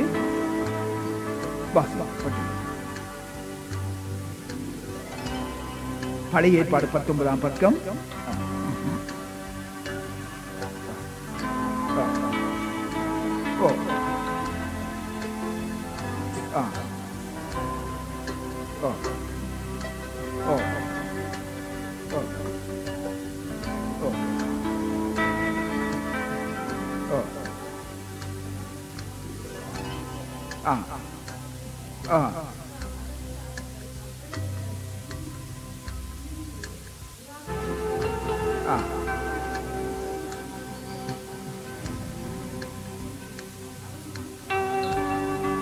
இங்கே பார்க்கிறோம், பாருங்கள், வாசித்து பாருங்கள். பிற்பாடு லோத்தின் சுவாபத்தை நாங்கள் பார்க்கிறோம். லோத்தின் ஒரு மேன்மையான சுவாபம் அங்கே காணப்படுகிறது. இங்கே வீதியில குந்தி கொண்டிருக்கிறோம் பாருங்க. அந்நியர் காணப்படுறாங்க வீதியில. அவங்க என்ன செய்யறாங்க? சாப்பாட்டுக்கு என்ன செய்யறான்? உடனே வாங்க சாப்பிட்டு தங்கிட்டு போலாம்னு சொல்லி அவனை கூட்டி கொண்டு போறான். இந்த லோத்துக்கு ஒரு நல்ல திவ்ய சுவாபம் இருந்தது பாருங்க. வீட்டுக்குள்ளே குமர் பிள்ளைகள் இருக்கிறாங்க. அந்த குமர் பிள்ளைகள் இருக்கிறாங்க சிந்திக்க இல்ல. அந்த அந்நியனாய் வந்து நிக்கிறானே, அவனை கொண்டு போய் அவனுக்கு சாப்பாடு கொடுத்து அவனை தங்க வச்சு அவனை போக விட வேண்டும் என்ற திவ்ய சுவாபம் அல்ல இருக்குது. அருமையானவர்களை பாருங்க. ஆனா இந்த திவ்ய சுவாபத்துடைய கிறிஸ்தவ பாருங்க, இத தட்டி இன்றைக்கு பலவிதமான வீட்டில் இருக்கிற பல காரணங்கள் சொல்லி போடுவாங்க. வீட்டுல குமர் பிள்ளைகள் எல்லாம் இருக்குது, இவனை கூட்டி கொண்டு போக கூடாது. பாருங்க, திவ்ய சுவாபம் விசுவாசத்தோடு திவ்ய சுவாபத்தை காட்டப்படும் பொழுது கர்த்தர் நிச்சயமாக எங்களோடு கூட இருந்து கொள்வார். அல்லேலூயா, அல்லேலூயா, அல்லேலூயா. ஆகவே அருமையானவர்களே நாங்க பார்க்கிறோம், உன்னிடம் இந்த தேவதூதரை போல் உன்னிடமும் வரலாம். ஆனால் நீ மறுக்கும் பொழுது தேவதூதரை நீ நிராகரிக்கலாம். நான் பரலோகத்துக்கு நான் போகும்போது அதே தேவதூதரை கேட்டனே, நீ எனக்கு உணவளிக்க இல்லையே. நான் வருத்தக்காரனா இருந்தேனே, நீ என்ன வந்து பார்க்க இல்லையே. நான் சிறையிலே வாடினேனே, என்ன நீ அசட்ட பண்ணிட்டியே. நான் உடையில்லாதவனா வந்தேனே, நீ என்ன நிராகரிச்சிட்டியே என்று கேட்கிற அந்த சொல்லை எங்களுக்கு ஏற்படக்கூடாது. விசுவாசத்தோடு சுவாபத்தின் மேலே அப்பொழுதுதான் பரலோக ராஜ்யத்திலே பிரவேசிக்கும் அந்த பாக்கியம் எங்களுக்கு கிடைக்கும். ஆமென், ஆமென். சரி, அடுத்து சொல்லுவோம். அடுத்தது என்ன? ஞானம். சரி, கிறிஸ்துவோடு கூட இந்த நித்திய ராஜ்யத்துக்குள்ளே பிரவேசிக்கும், அதாவது உட்படும் பிரவேசம் நமக்கு பரிபூர்ணமாய் கிடைக்க வேண்டும் என்றால் அடுத்ததாக இருக்கிற டிக்கெட் என்னவா? ஞானம் என்ற டிக்கெட் எங்களுக்கு வச்சிருக்கோம். ஞானம் தேவை என்று இங்கே பேதுரு அப்போஸ்தலர் சொல்வதை பார்க்கிறோம். ஆகவே பவுல் அப்போஸ்தலரை நாங்கள் பார்க்கும் பொழுது, அதாவது பவுல் எழுதிய நிருபத்திலே நாங்கள் பார்க்கும் பொழுது 1 கொரிந்தியர் 2ஆம் அதிகாரத்திலே முழுவதையும் வாசித்து பாருங்க. அந்த 2ஆம் அதிகாரம் முதலாம் கொரிந்தியர் 2ஆம் அதிகாரம் முழுவதையும் வாசித்து பாருங்க. பவுல் அப்போஸ்தலர் ஞானத்தை குறித்தே பேசிக்கொண்டு போறார். ஞானத்தை குறித்து பேசிக்கொண்டு போறார். தேவனுடைய பிள்ளையே, மனிதனை குறித்து தேவனுடைய மனதிலே மறைந்திருந்த அவருடைய நித்திய நோக்கம், அதாவது மனிதனை குறித்து தேவனுடைய மனதிலே மறைந்திருந்த ஒரு நித்திய நோக்கத்தை தேவன் தம்முடைய அப்போஸ்தலன் தீர்க்கதரிசிகள் மூலமாக சபைக்கு வெளிப்படுத்தி இருக்கிறார். அது என்னது?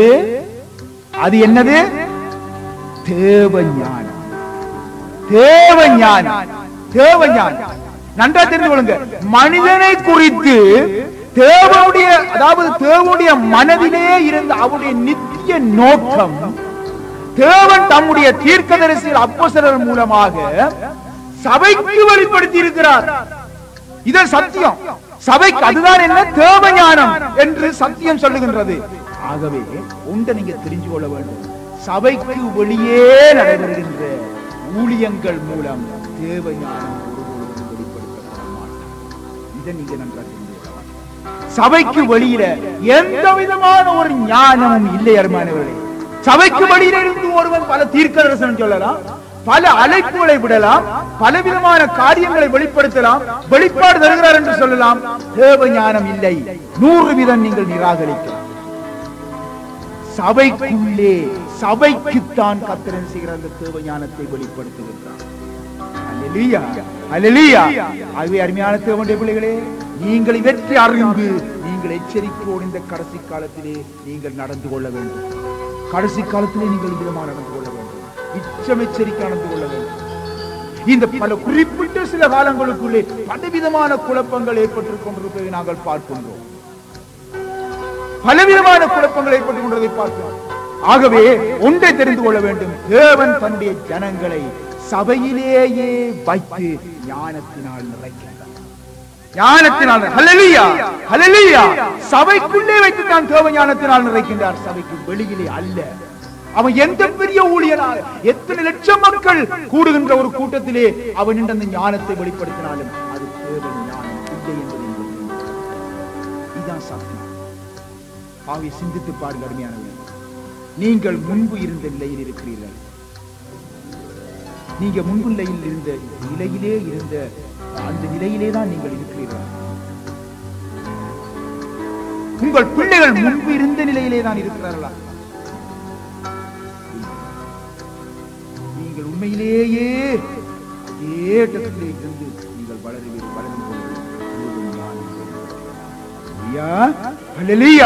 உங்களுடைய பிள்ளைகளை தேவ ஞானம் நிறைக்கிறது. நீங்கள் உங்களை ஆராய்ந்து பாருங்கள். நான் ஆரம்ப காலத்திலே இந்த நிலையில் இருக்கிறேன். என்னுடைய பிள்ளைகள் ஆரம்ப காலத்தில் இந்த நிலையில் இருக்கிறார்கள். நாளுக்கு நாள் நாளுக்கு நாள் நாளுக்கு நாள் தேவ கிருபையிலும் தேவனுடைய தயவிலும் தேவனுடைய ஞானத்திலும் வளர்ந்து வர வேண்டும். கண்கள் காண்கிறது.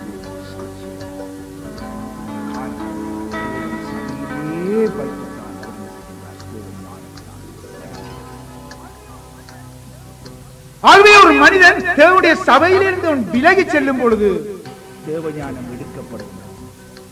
இதுதான் சத்தியம். ஆகவே அவன் எவ்வளவு ஞானவானாக பேசினாலும் அது தேவ ஞானம் அல்ல. இதை நன்றாக தெரிந்து கொள்ள வேண்டும்.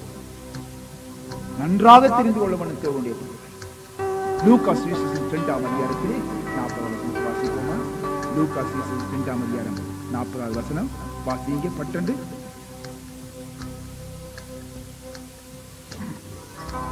புதிய ஏற்பாடு என்பதாவது பக்கம். பிள்ளை வளர்ந்து ஆவியிலே பிளங்கொண்டு ஞானத்தினால் நிறைந்து ஆண்டவராகிய இயேசு கிறிஸ்து குழந்தை இயேசு வளர்ந்து ஆவியிலே பிளங்கொண்டு ஞானத்தினால் நிறைந்து என்று நாங்கள் வாசிக்கிறோம். ஆகவே தேவனுக்குள் பிறந்த ஒவ்வொரு தேவனுடைய பிள்ளைகளும் எப்படி இருக்க வேண்டும்? ஆவியிலே பிளங்கொண்டு ஞானத்தினால் நிறைந்திருக்க வேண்டும். ஹல்லேலூயா, ஹல்லேலூயா, ஹல்லேலூயா. எனவே ஆண்டவருடைய போதனையை கேட்ட ஜனங்கள், இவருக்கு இந்த ஞானம் எப்படி வந்தது? எங்கிருந்து வந்தது? இவர் தச்சனுடைய மகன் அல்லவா? இவன் மரியாவுடைய மகன் அல்லவா? எப்படி இந்த ஞானம் வந்தது என்று சொல்லி ஆச்சரியப்பட்டார்கள் என்று நாங்கள் பார்க்கிறோம். ஆகவே தேவனுடைய பிள்ளைகள் தேவ ஞானத்தினால் நிறைந்தே பேச வேண்டும். தேவ ஞானத்தினால் தான் நிறைந்திருக்க வேண்டும். உலக மக்கள் பேசுவது போல தேவனுடைய பிள்ளைகள் ஒருபொழுதும் பேசக்கூடாது. உங்கள் ஞானத்தை கண்டு அந்நிய ஜனங்கள் புறஜாதி மக்கள் ஆச்சரியப்பட வேண்டுமே தவிர அவர்களுடைய ஞானத்தோடு நீங்கள் கலந்து விடக்கூடாது. உங்களுடைய ஞானத்தை கண்டு அவர்கள் விதமாக பேசுகிறார்கள், இவன் முந்தி இப்படி இல்லையே, இவன் இப்படி பேசுகிறானே என்று சொல்லி மற்றவர்கள் ஆச்சரியப்பட வேண்டும். அல்லேலூயா, அல்லேலூயா. அருமையான தேவனுடைய பிள்ளைகளே, தேவனுடைய ஞானத்தை கொண்டவன் எப்பொழுதும் என்ன செய்கிறான்? தேவ ராஜ்யத்தை குறித்தே பேசுவான். அல்லேலூயா. தேவ ஞானத்தை கொண்டவன் அவன் எப்பொழுதும் எதை குறித்து பேசுவான்? தேவ ராஜ்யத்தை குறித்தே பேசுவான். நீங்களும் பேசவும், நீங்களும் அதை சத்த ஆண்டவர் பட பட பட வந்து வார்த்தைகள் தந்து கொண்டே போவார். ஆகவே ஆவிக்குரியவைகளையே பேசுவான். ஆவிக்குரியவைகளை ஆவிக்குரிய சம்பந்தப்படுத்தியே பேசுவான். உலகத்தில் நடைபெறும் சம்பவங்களை என்ன செய்வான்? நன்றாக அவதானித்து ஆவிக்குரிய நிலையோடு அவன் சம்பந்தப்படுத்தி பேசுவான். உலகத்தோடு சம்பந்தப்படுத்தி பேச மாட்டான். ஆமென். ஆகவே தேவனுடைய பிள்ளையே, தேவ ஞானமானது நம்முடைய, அதாவது நம்முடைய மகிமைக்காக தேவனால் ஏற்படுத்தப்பட்டது. ஆற்று மகிமைக்காக, ஆற்று மகிமைக்காக. தேவனுடைய ஞானமானது ஆருடைய மகிமைக்காக தேவனால் ஏற்படுத்தப்பட்டது? தேவனுடைய பிள்ளைகளுடைய மகிமைக்காக. அல்லேலூயா. தேவனுடைய பிள்ளைகளுடைய மகிமைக்காக தேவனால் ஏற்படுத்தப்பட்டது. இது தேவ ஞானம். ஆகவேதான் இந்நாட்களிலே தேவனால் ஏற்படுத்தப்பட்ட, அதாவது பிரதிஷ்டை செய்யப்பட்ட ஊழியர்கள் பரிசுத்த ஆவியினால் போதிக்கிற வார்த்தைகளினால் பேசி அவைகளை ஆவிக்குரியவர்களோடு சம்பந்தப்படுத்தி போதிக்கின்றார்கள். இதனால் தான் நம்முடைய மகிமைக்காக ஏற்படுத்தப்பட்ட தேவ ஞானத்தை சபையோடு பெற்றுக்கொள்கிறார். ஆகவே பரிசுத்த ஆவி போதிக்கிற வார்த்தைகளினால் அவன் சேர்த்து பேசாமல் பேசுவான் என்றால் அது தேவ ஞானம். அப்படி என்றா ஒரு மனுஷன் பரிசுத்த ஆவியை விசுவசிக்கவில்லை என்றா அவன் பேசுகிறலாம் என்ன ஞானம்? மனுஷ ஞானம், படிப்பின் ஞானம், அறிவின் ஞானம், பரிசுத்த ஆவியின் ஞானம். ஆகவே அந்த ஞானத்தின் மூலம் கர்த்தர் என்ன செய்கிறார்? தம்முடைய ஜனங்கள் நம்முடைய மகிமைக்காக அதை ஏற்படுத்திக்கிறபடியால் அவர் என்ன செய்கிறார்? இந்த தீர்க்கதரிசிகள் மூலமாக, அபிஷேகம் ஊழியர்கள் மூலமாக என்ன செய்கின்றார்கள்? சபையிலே கர்த்தர் பேசும்பொழுது அந்த ஜனங்கள். ஆமென். ஹல்லேலூயா, ஹல்லேலூயா. அடுத்தது என்ன சொல்லுங்க? அடுத்தது, ஆகவே இவ்விதமாக இந்த தேவ ஞானத்தை அறிந்திருக்கிறவர்கள் தான் பரலோக ராஜ்யத்துக்குள் பிரவேசிக்க முடியும். அடுத்தது வாசிங்க. இச்சை அடக்க. சரி, 1 பேதுரு 4:2 வாசிங்க. இப்ப 1 பேதுரு 4:2 வாசிங்க. பட்டன் எடுத்து 4:2, 4ஆம் அதிகாரம் 2ஆம் வசனம்.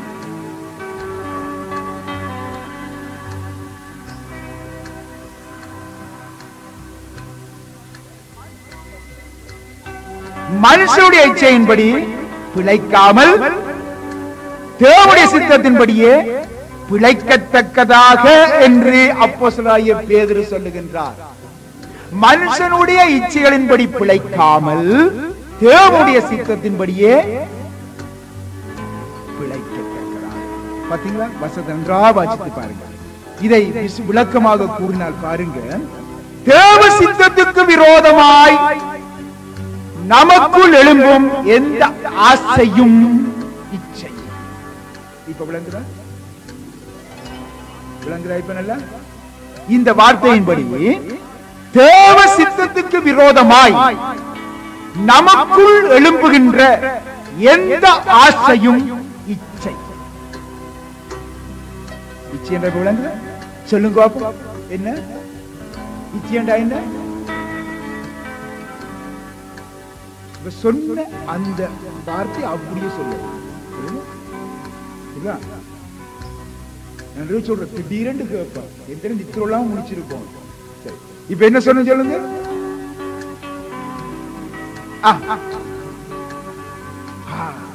டைப் படிச்ச மாதிரி சொன்னா கர்த்தருக்கு ஸ்தோத்திரம். சரி, கர்த்தருக்கு ஸ்தோத்திரம். இப்படிதான் நீங்க ஒவ்வொருதான் இருக்கணும் விரும்புறோம். ஆகவே நாம் அழிவில்லாத கிரீடத்தை பெற்றுக் கொள்ளும்படி, அதாவது சொல்ல போனால் பந்தயத்துக்கு போராடுகின்ற நாங்கள், பந்தயத்துக்கு போராடுகின்ற ஒவ்வொருவர் என்று சொல்லுவோம். பந்தயத்துக்கு, என்ன பந்தயத்துக்கு வரப்போன்ற சொல்லுங்க, சொல்லுங்க, எந்த பந்தயத்துக்கு? நீங்க என்னத்துக்கு ஓடுறீங்க? அர்த்தம் இல்லாமலே ஓடுறீங்களா? தாமை முயல் ஓடின மாதிரி அர்த்தம் இல்லாமலே ஓடுறீங்களா? என்னத்தை கொண்டு ஓடுறீங்க? இப்ப ஏன் ஓடுறீங்க? இந்த உலகத்துல எதை நோக்கி ஓடுறீங்க? பந்தய பொருளை நோக்கி ஓடுறீங்க. அது என்ன பந்தய பொருள்? என்ன பந்தய பொருள்? என்னத்தை நோக்கி ஓடுறீங்க? என்னத்துக்காண்டி ஓடுறீங்க? என்ன பந்தய பொருள் என்ன? நீங்க கிரிக்கெட் விளையாடுறீங்க, சரி கிரிக்கெட் விளையாடுறீங்க, உங்களுக்கு என்ன கொண்டு தரப்போறோம்? ஒரு கப் கொண்டு தரப்போறோம். அதே மாதிரி நீங்க ஓடுறீங்க, என்னத்தை பெற்றுக் கொள்ள போறீங்க? என்ன? கிரீடம். அல்லேலூயா. கிரீடத்தை பெற்றுக் கொள்ள போறீங்க. ஒவ்வொருத்தருக்கும் ஒரு கிரீடம் வச்சிருக்கிறேன். உங்களுக்கு குளறி சொல்லிக்கிறேன். கிரீடம் கிரீடம் கிரீடம் பல கிரீடம் வச்சிருக்குது. ஆண்டவர் உங்களுக்கு வச்சிருக்கிறார், உங்களுக்கு தெரியாம வச்சிருக்கிறார். இந்த ஒவ்வொரு கிரீடம் அணிஞ்சு வந்து அரசால போறீங்க. இப்ப இருக்கிறீங்க, இன்னும் என்ன இருக்குன்னு தெரியாம அப்புறம் என்ன அரசால போறீங்க? 1000 பேர் அரசாட்சி, ஒவ்வொரு ராஜா. உங்களுக்கு முடி வர்ற நேரத்தில் முடிக்க போறீங்க. கேப்பர் ஆண்டவர் உங்களுக்கு சொல்லித்தர இல்லையா? இந்த உலகத்துல பேதுரு அப்போஸ்தலர் வருவார், வந்து சொல்வார், என்னப்பா இதெல்லாம் அறியாமல வந்து கேப்போ உனக்கு டிக்கெட் தர ஈரான் சொல்லி போடுவோம். சரி, ஆகவே நாங்கள் கிரீடத்தை நோக்கி ஓடிக்கொண்டிருக்கிறோம். கிரீடத்தை பெறுகின்ற அந்த பந்தயத்தை நோக்கி ஓடிக்கொண்டு இருக்கிறோம். ஆகவே எல்லாவற்றுக்கும் என்ன இருக்க வேண்டுமா? அந்த பந்தயத்தை போராடுகின்ற ஒவ்வொருவரும், அந்த கிரீடத்தை பெற்றுக்கொள்ள வாஞ்சியா இருக்கிற ஒவ்வொருவருக்கும் என்ன இருக்க வேண்டுமா? இச்சை அடக்கம் இருக்க வேண்டும். இச்சை அடக்கம், அதாவது தேவ ராஜ்யத்துக்கு விரோதமாக நமக்குள் எழும்புகின்ற எந்த ஆசையும் இச்சையே. அல்லேலூயா, அல்லேலூயா. இப்ப நீங்க தெரிஞ்சு கொள்ளுங்க, நான் இச்சை உள்ளவனா இருக்கிறேனா? அப்படின்னா இன்றைக்கு அதை விட்டுருவான். அது பரலோக ராஜ்யத்துக்கு தடை. ஆகவே இன்று எங்கு பார்த்தாலும் ஆவிக்குரிய பிள்ளைகள் மாமிச இச்சையை நிறைவேற்றுகிறவர்களாக தான் காணப்படுறாங்க. மாமிச கோபம், சண்டை, பிரச்சனை, வைராக்கியம், வாக்குவாதங்கள், இதுகளைத்தான் இருக்கிறாங்க. ஆண்டவர் தேவனுடைய பிள்ளைகளை எல்லாம் விட்டு விலகிவிட வேண்டும். அல்லேலூயா, அல்லேலூயா, அல்லேலூயா. இன்றைக்கு எத்தனை தேவனுடைய பிள்ளைகள் சுயநலங்களினால் ஆளப்படுகிறார்கள்? எத்தனை பிள்ளைகள் போட்டிகளினால், வைராக்கியங்களினால், பொறாமைகளினால். அப்போஸ்தலர் பவுல் சொல்லுகிறார், மாமிச இச்சையை நிறைவேற்றுகின்றவன் ஆவிக்குரியவன் அல்ல, ஆவிக்குரியபடி அவன் நடக்காதவன் என்று சொல்லி பவுல் அப்போஸ்தலர் சொல்லுகிறார். ஆகவே மாமிச இச்சையை எங்களை விட்டு ஒழிக்க வேண்டும். அல்லேலூயா, அல்லேலூயா. சரி, மாமிச இச்சைக்கு அடிமைப்பட்டிருக்கும் தேவனுடைய பிள்ளைகள், அருமையான தேவனுடைய பிள்ளைகளே, நீங்கள் அவ்விதமாக இன்றைக்கு நீங்கள் அடிமைப்பட்டிருக்கிறீங்களா? உங்களுடைய அடிமைத்தனத்தில் இருந்து விடுதலையாக வேண்டும். விடுதலையாக்க என்ன வேண்டும்? அந்த மாமிசம் என்ற அடிமைத்தனத்தில் இருந்து விடுதலையாக உனக்கு என்ன வேண்டும்? சொல்லுங்க, என்ன வேண்டும்? சரி, இச்சை அடக்கத்துக்கு என்ன வேண்டும்? மாமிச இச்சைகளுக்கு அடிமைப்பட்டிருக்கும் தேவனுடைய பிள்ளைகள் அதிலிருந்து விடுபட வேண்டும் என்றால் என்ன வேணும்? என்ன வேண்டும்? ஒரு ஆசிரியர் ஸ்கூல்ல இருந்து பாடம் படிப்பிச்சு கொண்டிருந்தார். கணக்கு பாடம் படிப்பிச்சு கொண்டு, சொல்லுங்க, நீங்களே சொல்லுங்க, இருந்தாரா? சரி, அப்படியே சொல்லுங்க, அப்படி சொல்லி. அப்ப ஒரு அதுக்குள்ள இருந்து ஒரு கொடியை மட்டும் என்ன செய்தானா, மேல பார்த்து கொண்டிருந்தானா. நல்லா அது என்ன பார்த்து கொண்டிருந்தான்? எலி உண்டு அந்த பள்ளிக்கூட வலையில குந்தி கொண்டிருந்து மெல்ல மெல்ல உள்ள நுழைஞ்சு கொண்டிருந்தான். நுழைஞ்சு வால் மட்டும் தொங்கிக் கொண்டிருக்கிறான். அதே நேரத்தில் பார்த்து கொண்டிருக்கலாம். அதே நேரத்தில் அந்த ஆசிரியர் கட்டண்டு ஏதோ ஒரு அவனுடைய காலம் நுழைஞ்சுதான் நம்பி கொண்டு கேட்டாராம். நான் சொல்லித்தேன், ஓம் மாஸ்டர், எல்லாரும் நுழைஞ்சிட்டு வால் மட்டும் நுழைய இல்லையாண்டானா. பின்ன என்ன மாறி இருந்திருக்கும் அந்த டீச்சருக்கு பாத்தீங்களா? பின்ன இவட சிந்தனை முழுத்தாங்க. அதே மாதிரி தான் இன்றைக்கு உங்களுக்கு என்னத்தை சொல்லி தந்தோம் பார்த்தா முழிச்சு கொண்டு இருக்கிறீங்க. அதுக்கு என்ன வேணும்? பரிசுத்த ஆவியானவருடைய வல்லமை, பரிசுத்த ஆவியானுடைய பலன் வேண்டும். அல்லேலூயா. பரிசுத்த ஆவியானுடைய பலன் இல்லாம அருமையானவளை நீங்கள் நானும் ஆவிக்குரிய வாழ்க்கை, ஜெயம் கொண்ட வாழ்க்கை வாழ முடியாது, வாழவே முடியாது. அவ எந்த பெரிய ஊழியனா இருக்கிறார், பரிசுத்த ஆவியானுடைய வல்லமை இல்லாமல், அவருடைய பலன் இல்லாமல் எந்த ஒரு விசுவாச ஊழியர், விசுவாச வாழ்க்கை, ஆவிக்குரிய பலன் கொண்ட வாழ்க்கை வாழவே இயலாது. அதற்கு அருமையான தேவை மாமிச இச்சைகளுக்கு உடலை விலக்கி காக்க.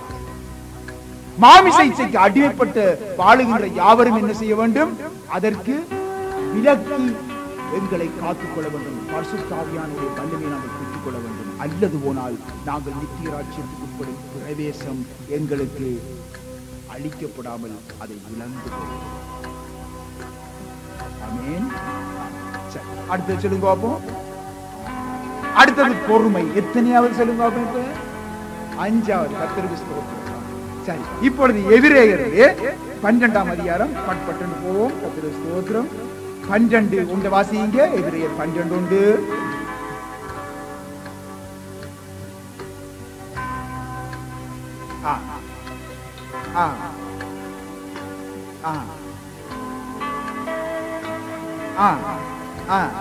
விசுவாசத்தை தொடக்கிறவரும் முடிக்கிறவருமாயிருக்கிற இயேசுவை நோக்கி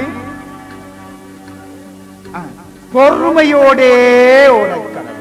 பொறுமையோடே ஓடக்கடவும். ஹல்லேலூயா, ஹல்லேலூயா, ஹல்லேலூயா.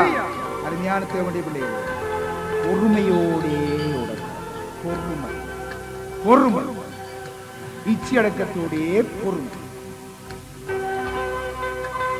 அருமையான தேவனுடைய பிள்ளைகளே, விசுவாசத்தை தொடக்க விசுவாசம் என்றுதான் இங்கே ஆரம்பிக்கப்படுவதா அந்த தேவைப்படுகிறது.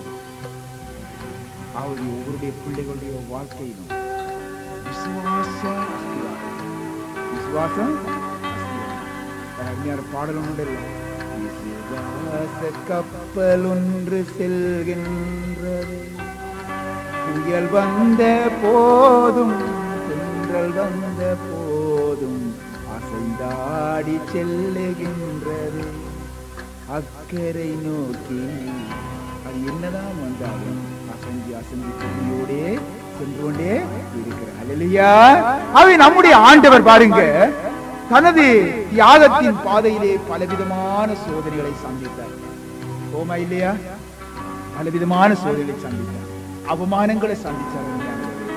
அவை எல்லாவற்றையும் என்ன மாதிரி செய்தார்? பொறுமையோடு நடந்து கொண்டு சென்றதை நாங்கள் பார்க்கிறோம். அவை பாவிகளால் அவருக்கு செய்யப்பட்ட விபரீதங்கள் எல்லாவற்றையும் சகித்தவராக ஒரு திட்டமான ஒரு நம்பிக்கையும் சந்தோஷத்தோடும் அவர் ஓடிக்கொண்டிருந்தார். அந்த சந்தோஷத்தையும் திட்டத்தையும் அவர் பெற்றுக் கொண்டிருந்தார். எவ்வளவுதான் விபரீதங்கள் அவருக்கு வந்திருந்தது, அவருடைய சந்தோஷமும் ஒரு நம்பிக்கையும் உடையவராக நம்முடைய ஆண்டவராக இயேசு காணப்பட்டார். அவருக்கு இருந்த நம்பிக்கையின் சந்தோஷம் என்ன சொல்லுங்க? அவருக்குள் இருந்த நம்பிக்கையின் சந்தோஷம் நம்முடைய ஆண்டவர் பாருங்க, எல்லாவற்றையும் நன்றா கேட்டுக்கணும், எல்லாவற்றையும் பொறுமையா சதித்தார். அவரை முடிச்சு தள்ளிக்கொண்டு நகரத்துக்கு வெளியே இருக்காங்க. எங்களுக்கு போதனை வேணாம்னு சொல்லி கலைச்சாங்க, அவரை ஏளனம் பண்ணினாங்க. எங்கட பாசையில சொல்றோம்னு சொல்லி சொன்னா நேரடி அவரை சொன்னாங்க, நீ வம்புல பிறந்தவனப்பான்னு சொல்லி சொன்னாங்க. சுட்டி காட்டினாங்க, ஏன் கண்ணீர வயிற்றுல பிறந்தவன். எல்லாவற்றையும் எங்களுக்காக கருணையானவர் பொறுமையோடு என்று சமைத்து கொண்டு போனார். இன்றைக்கு எங்களுக்குள்ள அந்த பொறுமை, என் ஆண்டவர் பொறுமையோடு சமைப்பாரே. பின் ஆனாலும் ஒரு பொறுமையில் ஒரு நம்பிக்கை, ஒரு சந்தோஷம் இருக்கு. என்ன சந்தோஷம்? என்ன நம்பிக்கை சந்தோஷம் சொல்லுங்க. இன்றைக்கு தேவனுடைய பிள்ளைகள் அறியாதனாலதான் இன்றைக்கு நாங்க என்னென்ன மாதிரி எல்லாம் இன்றைக்கு நடக்கிறோம். அவருக்கு இருந்த சந்தோஷம் நம்பிக்கை என்ன சொல்லுங்க? சபையாகிய நாம் அவரோடு கூட ஒரு நாள் சிங்காசனத்தில் காணப்படுவோம். ஹல்லேலூயா, ஹல்லேலூயா. நான் இவ்வளவு பாடுபடுகிறேனே, இந்த பாடுகள் வீண் போகாது. ஏன்? புதிய ஏற்பாட்டை நான் சம்பாதிச்சு வைக்கிற சபையானது அவரோடு கூட ஒரு நாள் சிங்காசனத்திலே நாங்கள் அவரோடு கூட காணப்படுவோம் என்ற அந்த நம்பிக்கை, அந்த சந்தோஷம் என் தேவன் எங்களுக்காக. ஹல்லேலூயா, ஹல்லேலூயா. அதேபோல நாமும் நமக்கு நியமித்திருக்கிற ஓட்டத்தை பொறுமையோடு ஓட வேண்டும். ஏன்? ஒரு நாள் அல்லேலூயா அல்லேலூயா. எங்கள் அப்பாவோடு ஒரு நாள் ஆசனத்திலே அமர்ந்திருக்க போறோம். சிங்காசனத்திலே ராஜகுமாரர்களாக ராஜகுமாரத்திகளாக அமர்ந்திருக்க போன்றோம். அவருடைய ஆசையை நாங்கள் நிறைவேற்றின பிள்ளைகளாக நாங்கள் இருக்க போறோம். அல்லேலூயா அல்லேலூயா. இதற்காகத்தான் பொறுமையோடு நாம் சகல பாடுகள் நெருக்கங்கள் இதோ கர்த்தராகிய இயேசு வருகிறார். மாரநாதா, இயேசு வருகிறார். நமது உபத்திரவங்களுக்கு ஒரு முடிவுண்டு. நம்முடைய உபத்திரவங்களுக்கு முடிவுண்டு. எங்களுக்கு முடிசூட்ட வரப்போகின்றார். நாம் அவருக்காகப்பட்ட பாடுகள், அவருக்காக செய்த எல்லா விதமான நற்கிரிகைகள் எல்லாவற்றுக்கும் பலனோடு கூட என் ஆண்டவர் ஒரு நாள் வரப்போகிறார் என்ற திட்டமான நம்பிக்கையும் சந்தோஷமும் எங்களுக்கு நிச்சயமாக எல்லாவற்றையும் நாங்கள் அல்லேலூயா அல்லேலூயா அல்லேலூயா. ஒன்றை நினைச்சுக் கொள்ளுங்க அருமையானவர்களே, நம்முடைய விசுவாச பாதையில் தொடக்கத்தை விட நம்முடைய விசுவாச பாதையின் தொடக்கத்தை விட முடிவு அதிக போராட்டம் உள்ளதாயிருக்கும். நம்முடைய விசுவாச பாதை விசுவாச ஆரம்பத்தை விட முடிவு போராட்டம் உள்ளதாயிருக்கும். நீங்க ஞானஸ்நானம் எடுக்கும் பொழுது எவ்வளவு சந்தோஷமா இருந்திருக்கீங்க. ஞானஸ்நானம் பெற்றுக்கோங்க. நாங்க தேவண்ட பிள்ளைகள். இப்பொழுது பாடுகள், துன்பங்கள், வேதனைகள், சோர்வுகள் முடிவு போராட்டம் உள்ளதாயிருக்கும். இது நன்றாக தெரிந்து வரும். ஆகவேதான் நம்முடைய ஆண்டவர் என்ன சொல்லுகிறார்?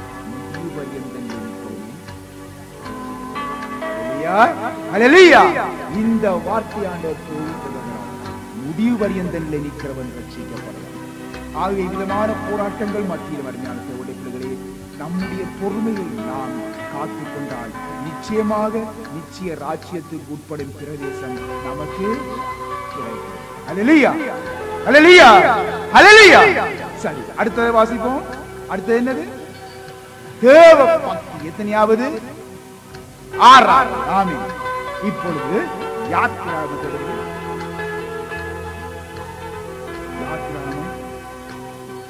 23-25 வாசியுங்கள். உங்கள் தேவனாகிய கர்த்தரையே சேவிக்க கடவீர்கள்.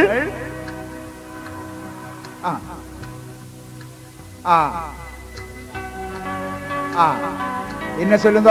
கடைசி வசனங்கள் வாசிங்க. அவர் உன் அப்பத்தையும் ஆசீர்வதிப்பார், விலக்குவார். அருமையான ஒரு வேத வார்த்தை எடுத்து கொடுத்துருவாங்க. உன் அப்பத்தையும் தண்ணீரையும் ஆசீர்வதிப்பார், உன்னை வியாதியிலிருந்து நீக்குவார். அவனுக்கு இந்த வார்த்தை எதுவுமே கிரியை செய்யாது. அவன் பாப்பான், என்ன வர வர இன்னும் நஷ்டமா தான் கிடக்கு. ஆனா முதல் வார்த்தை என்ன சொல்லுது? உன் தேவனாகிய கர்த்தரையே. உன் தேவனாகிய சொல்லுங்க. உன் தேவனாகிய கர்த்தரையே சேவிக்க கிடையாது. ஆகவே உன் அப்பமும் தண்ணீரும் ஆசீர்வதிக்கப்பட நீ யாரை சேவிக்கணும்? கர்த்தரையே சேவிக்க வேண்டும். உன் வியாதி குணமாக ஒன்றுடன் நீ யாரை சேவிக்க வேண்டும்? கர்த்தரையே சேவிக்க வேண்டும். ஆகவே அருமையான தேவனுடைய உன்னுடைய இருதயத்திலே கர்த்தருக்கு மட்டும் இடம் கொடுத்திருக்கிறியா, அல்லது கர்த்தருக்கு அப்பால் வேறதுக்கு இடம் கொடுத்திருக்கிறியா? கர்த்தரையே மாத்திரம் நேசிக்கிறியா, அல்லது கர்த்தருக்கு அப்பாற்பட்ட அநேக காரியங்களை நேசித்துக் கொண்டிருக்கிறாயா? அப்படி என்றால் இந்த வாக்குத்தத்தை நீ சுதந்திரிக்க வேண்டும் என்றால் கர்த்தரையே நீ நேசிக்க வேண்டும். அல்லேலூயா அல்லேலூயா அல்லேலூயா.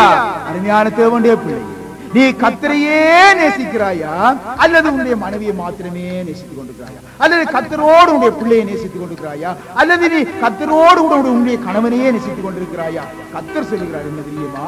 இவைகள் எல்லாவற்றையும் நாமத்தின் நிமித்தம் விட்டு விடுகிறவன் அவனோ அவனே என்னுடைய சூசன். ஆகவே கர்த்தரையே நேசிக்கிறவனாயிருக்க வேண்டும். அல்லேலூயா அல்லேலூயா. நீ பொருளை நேசிக்கிறாயா, இந்த உலகத்தை நேசிக்கிறாயா, கர்த்தரையும் நேசிக்கிறாயா? ரெண்டையும் நேசிக்கிறவன் ஒரு நாளும் கர்த்தரின் எதையும் பெற்றுக்கொள்ள முடியாது. 2 தோணியில கால் வைக்கிறது. எப்படி 2 தோணியில கால் வைக்கிறதா? 2 தோணியில கால் வச்சா என்ன நடக்குமா? எப்படி விடுவானா? அப்படியே 2 காலும் அப்படியே ககண்டு விடுவான். அது அருமையான தேவனுடைய பிள்ளை. ஆகவே நாங்கள் கர்த்தரையே சேவிக்கும் பொழுது ஆசீர்வதிக்கப்படும். குணமாக்கப்படும், உங்களுடைய வியாதியிலிருந்து நீங்க. ஆகவே இங்கே தேவ பக்தியை குறிப்பிடுகின்றது. தேவ பக்தி, தேவ பக்தி. இங்கே நித்திய ராஜ்யத்துக்கு உட்படும் பிரவேசத்துக்கு பாவிக்கும் இந்த தேவ பக்தி, இங்கே சொல்லப்படுகிற தேவ பக்தி தமிழ் மொழிபெயர்ப்பிலே தேவ பக்தி என்று சொல்லப்படுகின்றது. மூல பாஷையிலே குறித்துக் கொள்ளுங்க, தேவனுக்கு ஊழியம் செய்வது என்று குறிப்பிட்டது. உங்களுக்கு உண்மையான அர்த்தங்களை எடுத்துதான் இங்கே தேவ பக்தி என்று சொல்லி தமிழ்ல சொல்லப்பட்டிருக்கிறது, மொழிபெயர்க்கப்பட்டிருக்கிறது. ஆனால் இதனுடைய உண்மையான மொழிபெயர்ப்பு என்ன? தேவனுக்கு ஊழியம் செய்வது. இப்ப நீங்க இந்த யாத்ராம 23, 25 இப்ப வாசிங்க. உங்கள் தேவனாகிய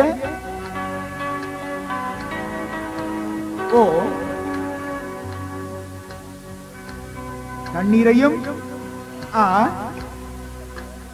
நீக்குவார். ஆகவே உங்கள் தேவனாகிய கர்த்தரையே சேவிக்க கடவீர்கள் என்பது ஒரு தேவ பக்திக்கு அடையாளமாக இருக்கிறது. ஆகவே இப்ப வாசிங்க, உண்மையான ஒரு வார்த்தையை போட்டு இப்ப இதன் உண்மையான வார்த்தை, அதுக்கு வர வேண்டிய வார்த்தை வாசிங்க போடுங்க. உன் தேவனாகிய கர்த்தருக்கு ஊழியம் செய்வாயாக, கர்த்தருக்கே ஊழியம் செய்வாயாக, அவர் உன் அப்பத்தையும் தண்ணீரையும் ஆசீர்வதிப்பார், உன் வியாதியை உன்னிருந்து. அல்லேலூயா. பாத்தீங்களா? இதுதான் உண்மையான. ஆகவே அருமையான தேவனுடைய பிள்ளைகளே, இந்த இடத்துல மீண்டும் உங்களுக்கு ஒன்றை ஞாபகப்படுத்தி விரும்புகிறேன். வேதாகமத்தை பகுத்து போதிக்க, இவ்விதமாக பகுத்து போதிக்கத்தான் கர்த்தர் செய்கிறார், தன்னுடைய ஊழியக்காரர். ஆகவே அருமையான தேவனுடைய பிள்ளைகளே, இவ்விதமாக விளங்கப்படுத்தும் பொழுதுதான் அருமையானவர்களே உங்களிலே அந்த தேவ பக்தி உருவாகிறது. இவ்விதமாக பலன்படுகின்றது. பலவிதமான பிணக்குகள் உங்கள் வேதத்திலிருந்து விளங்க முடியாத எத்தனையோ காரியங்கள் லேசாக விளங்கிக் கொள்ளக்கூடியதாக இருக்கிறது. தேவபக்தி, தேவபக்தி, தேவபக்தி, இது எல்லா மக்களும் பாவிக்கிற ஒரு வார்த்தை. ஆனா என்ன ஆண்டுடைய வார்த்தை ஒன்றும் வீண் போகாது. என்ன வார்த்தை இதென்று பார்க்கும் பொழுது, தேவனுக்கு ஊழியம் செய்யுங்கள், தேவனுக்கே ஊழியம் செய்கின்றவன் அவனுடைய அப்பம் தண்ணீர் ஆசீர்வதிக்கப்படும், வியாதி அவனிலிருந்து நீக்கப்படும். அருமையான பொழுது வேதம் எல்லாரும் போதகராக அவனுக்கு ஆக்கின தீர்ப்பு உண்டு கூட. அவதான் வேத எச்சரிக்கை. இன்றைக்கு பார்த்தா போதகர்களாக எக்கச்சக்கமாக பெருகிக் கொண்டே போறாங்க. நாங்க வள்ளி எச்சரிக்கையா இருக்கோம். இந்த காலத்தில் இன்று நினைத்த மாதிரி பட பட பட பட படன்ட்டு என்னென்னலாம் இன்றைக்கு நடந்து கொண்டே இருக்கு. எத்தனையோ காரியங்கள் விட்டுக்கிடக்கூடியதாக எல்லாம் துணிகரமாக நடந்து கொண்டு போகும். எனக்கு அருமையான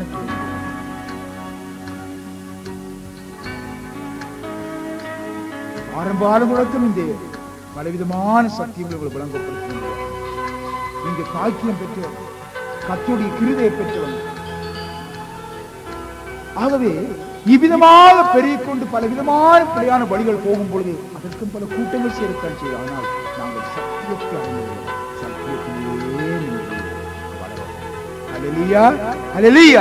ஆகவே இப்பொழுது இந்த மூல பாசையின்படி நாங்கள் பார்க்கும் பொழுது, உங்கள் தேவனாகிய கர்த்தருக்கே ஊழியம் செய்யும், அவருக்கே ஊழியம் செய்யும்.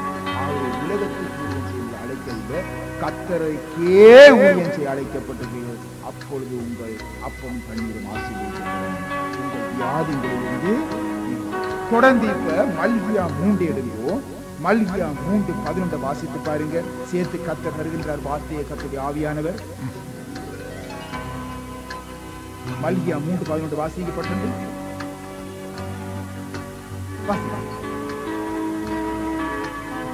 3:18 வாசிக்கப்பட்டது. 3:18. அப்பொழுது நீங்கள் நீதிமானுக்கும் துன்மார்க்கருக்கும் ஊழியம் செய்கிறவனுக்கும் அவருக்கு ஊழியம் செய்யாதவனுக்கும் வித்தியாசத்தை திரும்பவும் காண்பீர்கள். பார்த்தீங்களா? ஆகவே தேவபக்தி என்பதன் பொருளாக நீதி செய்வதும் ஊழியம் செய்வதும் என எங்களுக்கு திட்டமாக எங்களுக்கு விளங்குகிறது. நீதியும் ஊழியமும் செய்வது ஒன்றுக்கொன்று தொடர்பட்டது. நீதியும் ஊழியமும் செய்வது ஒன்றுக்கொன்று தொடர்பட்டது. இன்று அநேகர் இன்றைக்கு நீதி செய்கிறவர்களாக காணப்படுகிறார்கள். இன்றைக்கு அநேகர் நீதி செய்கிறார்கள். நீதி என்றால் உங்களுக்கு ஆரம்ப காலத்திலே விளங்கப்படுத்தி இருக்கிறது. நீதி கிரிகைகள் அநேகர் செய்கின்றார்கள். ஆனால் தேவனுக்கு ஊழியம் செய்வதில்லை. சிலர் தேவனுக்கு ஊழியம் செய்கிறார்கள், நீதி கிரிகள் செய்வதில்லை. ஆனால் தேவனுக்கு ஊழியம் செய்கிறவன் நீதி கிரிகள் செய்கிறவனாகவும், நீதி கிரிகள் செய்கிறவன் தேவனுக்கு ஊழியம் செய்கிறவனாகவும் ஒன்றுக்கொன்று அது இணைக்கப்பட்ட ஒரு வாழ்க்கை. அவை என்று உலகத்திலே கிறிஸ்தவர்கள் என்று பார்க்கின்றோம். கிறிஸ்தவர்கள் என்று சொல்லும் பொழுது அருமையானவர்களே, மதஸ்தவர்களை நாங்கள் பார்க்கும் பொழுது இன்றைக்கு எத்தனை மதஸ்தவர்கள் இன்றைக்கு இவ்விதத்திலே பல நீதி கிரிகள் செய்வதிலே வாஞ்சி உள்ளவர்களாக இருக்கிறார்கள். ஆனால் வேதத்திலே எங்களுக்கு சொல்லப்படுகிறது, ஊழியம் செய்கிறவனோடு அந்த நீதி கிரியை கடந்திருக்கிறவர்கள் ஆவிக்குரிய பிள்ளைகள் இன்றைக்கு அதிலிருந்து விலகாமல் அதையும் நம்முடைய ஊழியங்களோடு சேர்த்து ஒன்றாக இணைத்து நாங்கள் வாழும் பொழுது கர்த்தருடைய அந்த வாக்குத்தத்தம் ஆவி அருமையான தேவனுடைய பிள்ளைகள், மறுபடியும் பிறந்த ஆவிக்குரிய கிறிஸ்தவர்கள் என்று சொல்லுகிற நாம் ஒவ்வொருவரும் ஊழியத்தோடு நீதிக்கிரிகள் செய்கிறவர்களாயும், நீதிக்கிரிகள் மாத்திரம் செய்கிறவர்கள் ஊழியத்தையும் செய்கிறவர்களாயும் காணப்படும் பொழுது நாங்கள் பரலோக ராஜ்யத்தில் பிரவேசிக்கின்ற பாக்கியத்தை நாங்கள். சிலர் பாருங்கள், காணிக்கை கொடுப்பார்கள், தசமபாகம் கொடுக்க மாட்டார்கள். சிலர் தசமபாகம் கொடுப்பார்கள், காணிக்கை கொடுக்க மாட்டார்கள். சிலர் ரெண்டுமே கொடுக்க மாட்டார்கள்.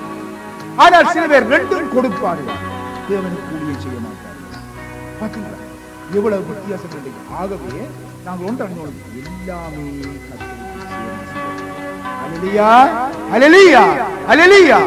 இன்றைக்கு பாருங்கள், இவற்றை அதிகமாக சபைகள் இதை குறித்து விளங்கப்படுத்துவதே இல்லை. சில பேர் சபைகள் காணிக்க வந்தா போதும் கொண்டிருப்பாங்க, சில சபைகள் தசமம் வந்தா போதும் கொண்டிருப்பாங்க, சில பேர் இவன் ஊழியம் மட்டும் செய்து கொண்டு வந்தா போதும் கொண்டிருப்பாங்க. இல்ல, எல்லாமே இவன் சேர்த்து செய்கின்ற மகனாக காணப்பட வேண்டும்.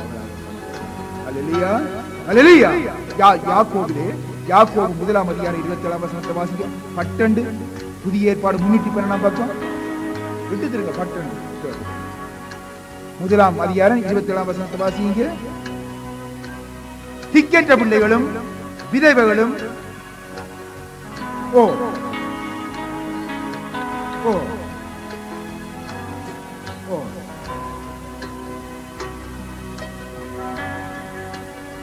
சுத்தமான பக்தியா இருக்கிறது. பின்ன மாசில்லாத என்றா கரைபடாத என்றா எந்த ஒரு கருப்பும் இல்லாத தேவபக்தி எதுவாம் சொல்லுங்க. பட்டண்டு திக்கேற்ற பிள்ளைகளை விசாரிக்கிறதும் விதவைகளை விசாரிக்கிறதும் அவர்களுக்கு உதவுவது தேவ பக்தி. இது மாசில்லாத தேவபக்தி, கருப்பு இல்லாத தேவபக்தி, தூய்மையான தேவபக்தி. ஆகவே விதவைகளை விசாரிக்கிறது உதவுகிறது, ஏழைகளை விசாரிக்கிறது உதவுகிறது. இவர்கள் யாராக இருக்கலாம், எந்த மதத்தவராக இருக்கலாம், எந்த பிரிவினையை சேர்ந்தவர்களாக இருக்கலாம், நாம் இதை செய்கிறோமா? அல்லது இதற்கு ஏதாவது காரணங்களை கற்பித்து நாங்கள் மெல்லவாக நழுவி விடுகின்றோமா? அல்லது இவற்றை நழுவுவதற்காக ஏதாவது காரணங்களை சொல்லி தட்டி கழித்து விடுகின்றோமா? எந்த காரணத்தை சொல்லவும், எந்த சாட்டுகளை சொல்லவும் வேதத்திலேயே கட்டளை. ஆகவே நித்திய ராஜ்யத்துக்கு உட்படும் பிரவேசம் நமக்கு அளிக்கப்பட வேண்டும் என்றால் தேவபக்தி, அதாவது தேவனுக்கு ஊழியம் செய்வது, நீதி கிரிகளோடு சேர்த்து செய்வது நமக்கு அவசியமாயிருக்கிறது. அடுத்தது என்ன? சகோதர சிநேகம். எத்தனையாவது? 7வது சகோதர சிநேகம்.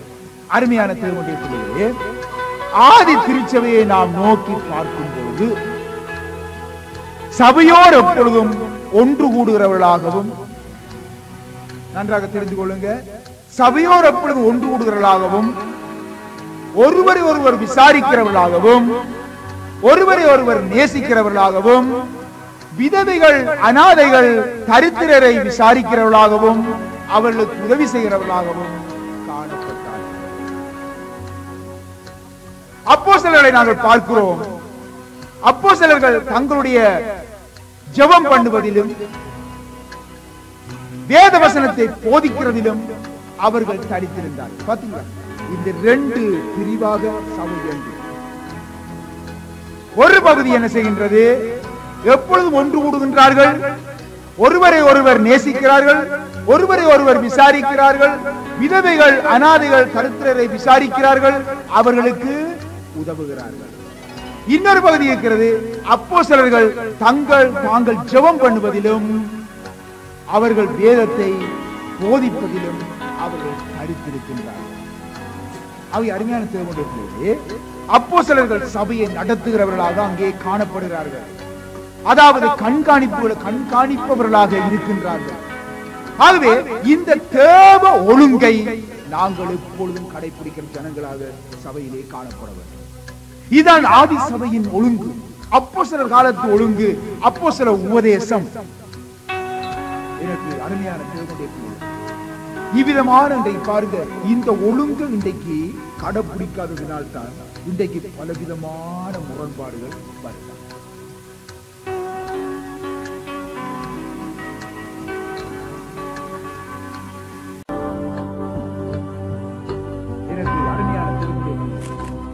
இவ்விதமான பாருங்க, இந்த ஒழுங்கு இன்றைக்கு கடைபிடிக்காததினால் தான் இன்றைக்கு பலவிதமான முரண்பாடுகள் வருகிறது.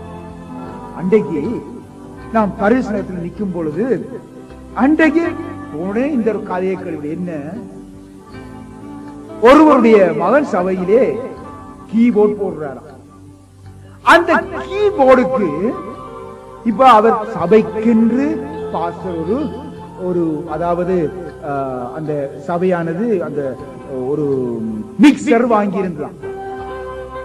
ஆனா அந்த கீபோர்ட் போடுறவருடைய தகப்பன் அந்த கீபோர்ட் போடுறவருக்கு ஒரு மிக்சர் வாங்கி கொடுக்கையில் என்று சபையை விட்டு தெரியும். பாத்தீங்களா எப்படியான பிரிவினைகள் எல்லாம் இன்றைக்கு சபையில. அதுக்காக வேண்டி சண்டை பிடிச்சு பிரிவு. பின்ன இவ்விதமான பரிதாபமான நிலைதான் இன்றைக்கு சபை ஆகும். இந்த அப்போஸ்தல உபதேசத்தை சரிவர அறிந்திருந்தால் சபை மேற்பருக்கும் சபைக்கு விசுவாசிகளுக்கும் இடையில எந்த விதமான பிரச்சனையும் வருவதற்கு இடமே இல்லை. சகோதர சிநேகம் அற்றுப்போன.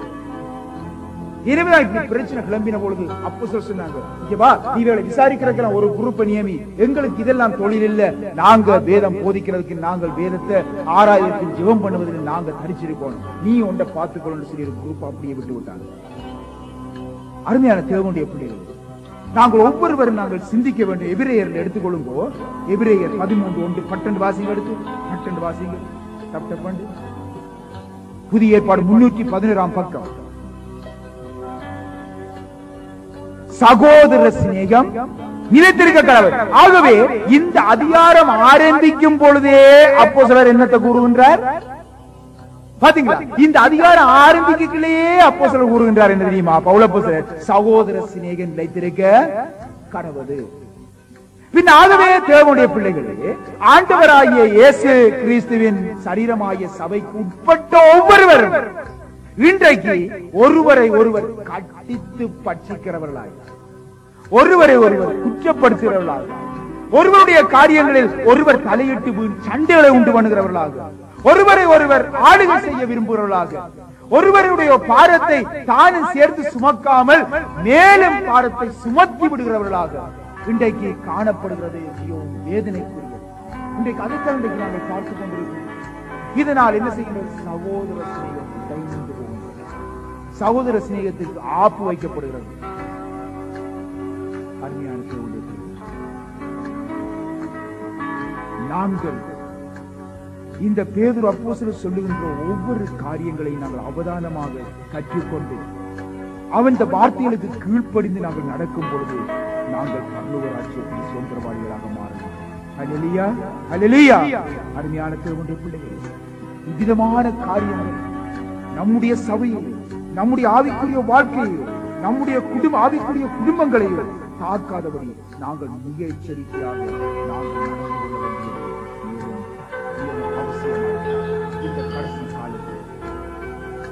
சகோதர சிநேகம் நிலைத்திருக்க வேண்டும்.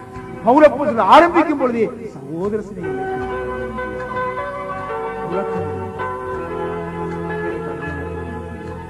ஒருவர் பாரத்தை ஒருவர் விளைவினத்தை ஒருவர் தாங்கி தரித்திரருக்கும் அனாதையர்களுக்கும் உதவி செய்து அவளை விசாரித்து சபையில் உள்ள சிறுவர்கள் குழந்தைகளை பட்சமாய் பேசி அவர்களை நன்கு விசாரித்து ஒரு சபை ஒழுங்குகளையும் சபை கட்டுப்பாடுகளையும் மதித்து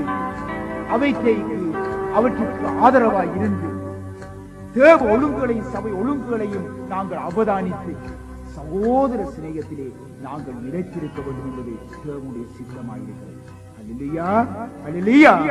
மீண்டும் வாசிங்க எபிரேயர் 13 வாசிங்க, அதே வாசிங்க.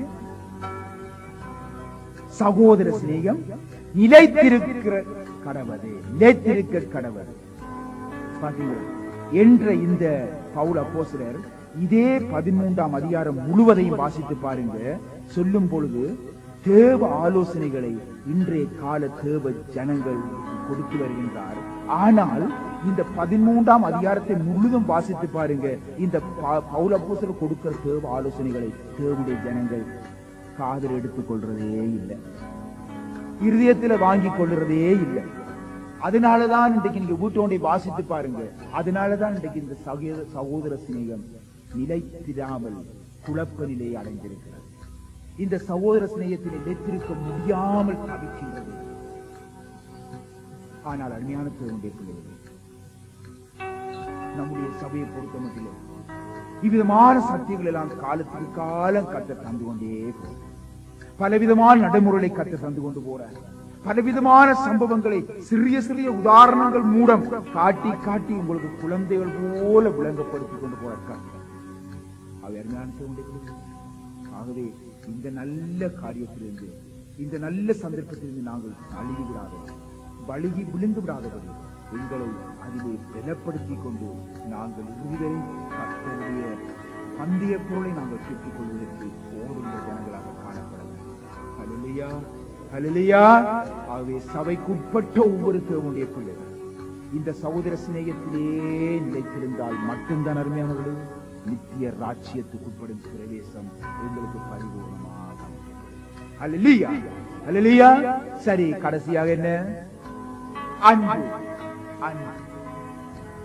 ஆண்டவர் இயேசு பாருங்க, தியத்திரா சபைக்கு கொடுத்த தூதிலே ஆவியானவர் சொல்லுகின்றார், உன் அன்பை அறிந்திருக்கிறேன் என்றார். உன் அன்பை அறிந்திருக்கிறேன். உங்களுக்கு இது பாடமான பகுதி. இருந்து ஒன்றை நாம் காண்கிறோம், என்ன தெரியுமா? அதாவது இந்த தியத்திரா சபை இயேசுவின் மேல் ஒரு விசேஷித்த அன்பை வைத்திருந்தது என்று நாங்கள் காணக்கூடியார்கள். ஒரு விசேஷித்த அன்பை வைத்திருக்கிறது. உன்னுடைய அன்பை அறிந்திருக்கிறேன் என்றார் ஆண்டவர். ஆனால் இந்த வெளிப்படுத்தல் இந்த 2ஆம் அதிகாரத்திலே 20வது வசனத்தை வாசிக்கும் பொழுது கர்த்தருடைய அங்கலாய்ப்பை காண முடிகிறது. வாசிங்க பார்ப்போம். வெளிப்படுத்தல் 2:20 கர்த்தருடைய அங்கலாய்ப்பை பார்ப்போம். உன் பேர் பாத்தீங்களா, நீ அன்பினிலே வைத்திருக்கிறாய் என்று சொல்லுகின்ற கர்த்தர் இந்த வார்த்தை ஒன்றை அவருடைய அங்கலாய்ப்பை இங்கே காணுகின்றோம். உன் பேரில் எனக்கு குறை உண்டு. அதாவது என்ன? ஆண்டவரை நேசிக்கும் அந்த தியத்திரா சபையானது யெசபேல் என்ற தீர்க்கதரிசியின் அசுத்த வல்லமைகள் சபையிலே கிரியை செய்ய அவர்கள் இடம் கொடுத்திருந்தார்கள். ஆகவேதான் கர்த்தருடைய அங்கலாய்ப்பு அங்கே காண முடிகின்றது. தேவனுடைய பிள்ளைகள், உன்னுடைய சபை வாழ்க்கையிலும் சரி, உன்னுடைய தனிப்பட்ட வாழ்க்கையிலும் சரி, உன்னுடைய குடும்ப வாழ்க்கையிலும் சரி, நீ ஆண்டவரை விசுவசிக்கிறவனாக, நேசிக்கிறவனாக, ஒரு விசுவசித்த அன்பு அவர்களே கொண்டவனாக இருக்கலாம். ஆனால் உன்னுடைய அன்பு பரிசுத்தத்துடன் இணைந்து காணப்படுகிறதா? இதைத்தான் நாங்கள் சிந்திக்க வேண்டும். உன்னுடைய அன்பானது பரிசுத்தத்தோடு இணைந்து காணப்படுகின்றதா? ஆண்டவரை நேசிக்கும் ஒருவன் தன்னுடைய சகோதரரை நேசியாமல் விட்டால் அவன் ஆண்டவரை நேசிக்க தவறிவிடுகின்றான். ஆண்டவரை நேசிக்கும் ஒருவன் பாவியை நேசிக்கவில்லை என்றால் அவன் ஆண்டவரை நேசிப்பதில் தவறிவிடுகின்றான். ஏழையை நேசிக்கவில்லை என்றால் அவன் ஆண்டவரை நேசிப்பதிலிருந்து தவறிவிடுகின்றான். அவன் திக்கற்றவர்களை நேசிக்க விதவைகளை நேசிக்கவில்லை என்றால் அவன் ஆண்டவரை நேசிப்பதிலிருந்து தவறிவிடுகின்றான். அவன் வியாதிஸ்தரை நேசிக்கவில்லை என்றால் அவன் இயேசுவை நேசிப்பதிலிருந்து தவறிவிடுகின்றான். அவன் சிறு பிள்ளைகளை நேசிக்கவில்லை என்றால் அவன் இயேசுவை நேசிப்பதிலிருந்து தவறிவிடுகின்றான். அவன் பசிபட்டினியாய் இருக்கிறவர்களை நேசிக்க தவறிவிடுகின்றான் என்றால் அவன் ஆண்டவரை நேசிக்க தவறிவிடுகின்றான். சிறையில் அடைக்கப்பட்டவளை அவன் நேசிக்கவில்லை என்றால் அவன் ஆண்டவரை நேசிப்பதிலிருந்து தவறிவிடுகின்றான். ஒருவனுடைய அன்பு அவனுடைய கிரிகளினால் பூர்ணப்படவில்லை. ஒருவனுடைய அன்பு அவனுடைய கிரிகளினால் பூர்ணப்பட வேண்டும். இதுவே கல்வாரி அன்பு. கல்வாரி என்பது ஒரு அருமையான பாடல். இயேசுவின் அன்பை மறந்திடுவாயோ மறந்திடுவாயோ மனித பண்பிருந்தார். இயேசுவின் அன்பை பாருங்கள். இயேசுவின் அன்பை அறியாதவர், இயேசுவின் கல்வாரி அன்பை மறந்து வாழுகின்றவன் அவன் மனித பண்பில்லாதவன் என்று அந்த கவிஞன் சொல்லுகிறார். கிரியை இல்லாத அன்பு, அதாவது செயலிலே காட்டப்படாத அன்பு பரிசுத்தமற்ற அன்பு, அதாவது பாவ அன்பு. மத்திய சுவிசேஷத்திலே 23ஆம் அதிகாரத்திலே 4வது வசனத்தை வாசிப்போம். புதிய ஏற்பாடு 35ஆம் பக்கம் வாசிக்கப்பட்டது. வாசிங்க.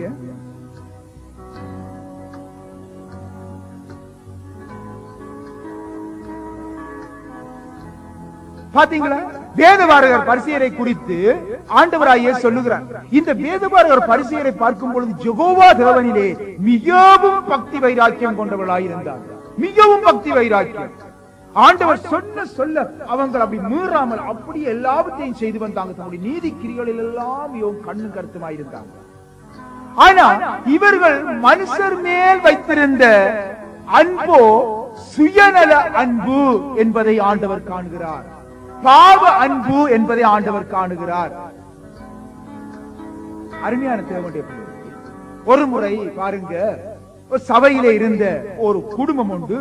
திடீரென்னு சொன்னாங்க, பாஸ்டர் சபையில எல்லாம் இந்த தேவனுடைய ஜனங்கள் எல்லாம் இன்றைக்கு ஆண்டவற்ற பிள்ளைகள் என்று சொல்றாங்க. இவங்க ஜனங்கள் எல்லாரும் நகைகள் போடுறாங்களே, இவங்க எல்லாம் நகையில எல்லாம் வாஞ்ச கொண்டவங்க, நகைகள் எல்லாம் போடக்கூடாது. அப்பதான் அது உண்மையான அன்பு, அப்பதான் உண்மையான தேவனுக்கென்று தங்களை அர்ப்பணிச்ச வாழ்க்கை என்று சொன்னார். ஆனா இந்த காரியத்துக்கும் சபைக்கும் வெகு தூரம். ஆனா உங்களுக்கு இந்த உதாரணத்தை சொல்லி காட்டுறேன். அதாவது அதெல்லாம் போடக்கூடாது, போடாம இருந்தா தான் உண்மையான தேவனுடைய பிள்ளைகள் நகை போடுறேன்னு சொன்னா எப்படி ஒரு ஆசைதானே. அதுதான் அவங்க அப்படி என்றா இன்னும் ஆண்டவற்ற பிள்ளை என்று சொல்ல முடியும் என்று இப்படி சொன்ன. இப்படி சொன்னவர் அடுத்த நாள் நான் கேள்விப்படுறேன், பல பல டிசைன்களுக்கு தங்களுக்கு நகைகளுக்கு ஓடுறோம். பாத்தீங்களா? எப்படியோ ஆண்டவர் கொண்டு தந்துடுவார் பாருங்க. இப்படியான காரியங்களை கொண்டு காட்டிடுவார். பின்ன உன்னை போடவனாமன்று யாரும் சொன்னாங்களா? நீ ஏன் ஒளிச்சலை செய்ய வேணும்? என்ன தெரியுமா பாருங்க, மனுஷர் மேல் அதை சுமத்த விரும்புறாங்க, ஆனா தாங்களை சுமத்த. இதைத்தான் ஆண்டவனை சுட்டி பக்தி வைராக்கியம் கொண்டவன் இந்த பரிசேயன்.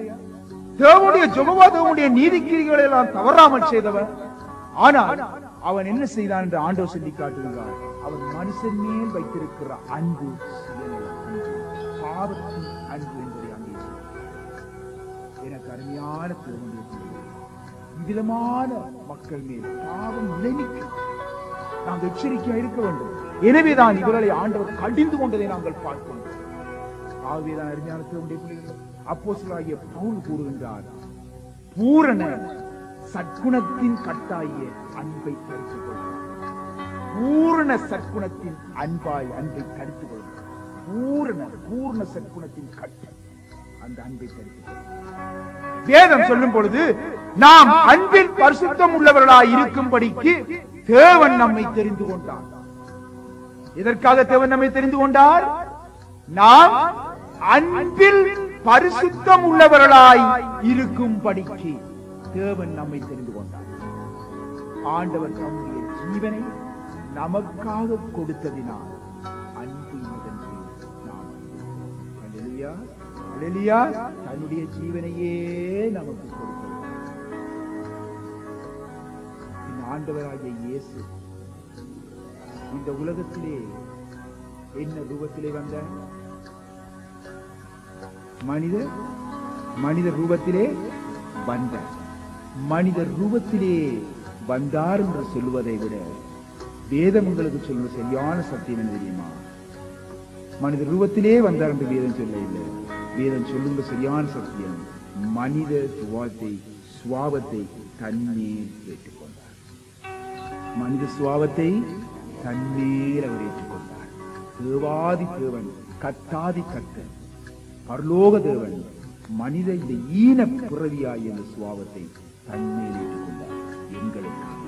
இதிலிருந்து அவருடைய அன்பு விளங்குகிறார்.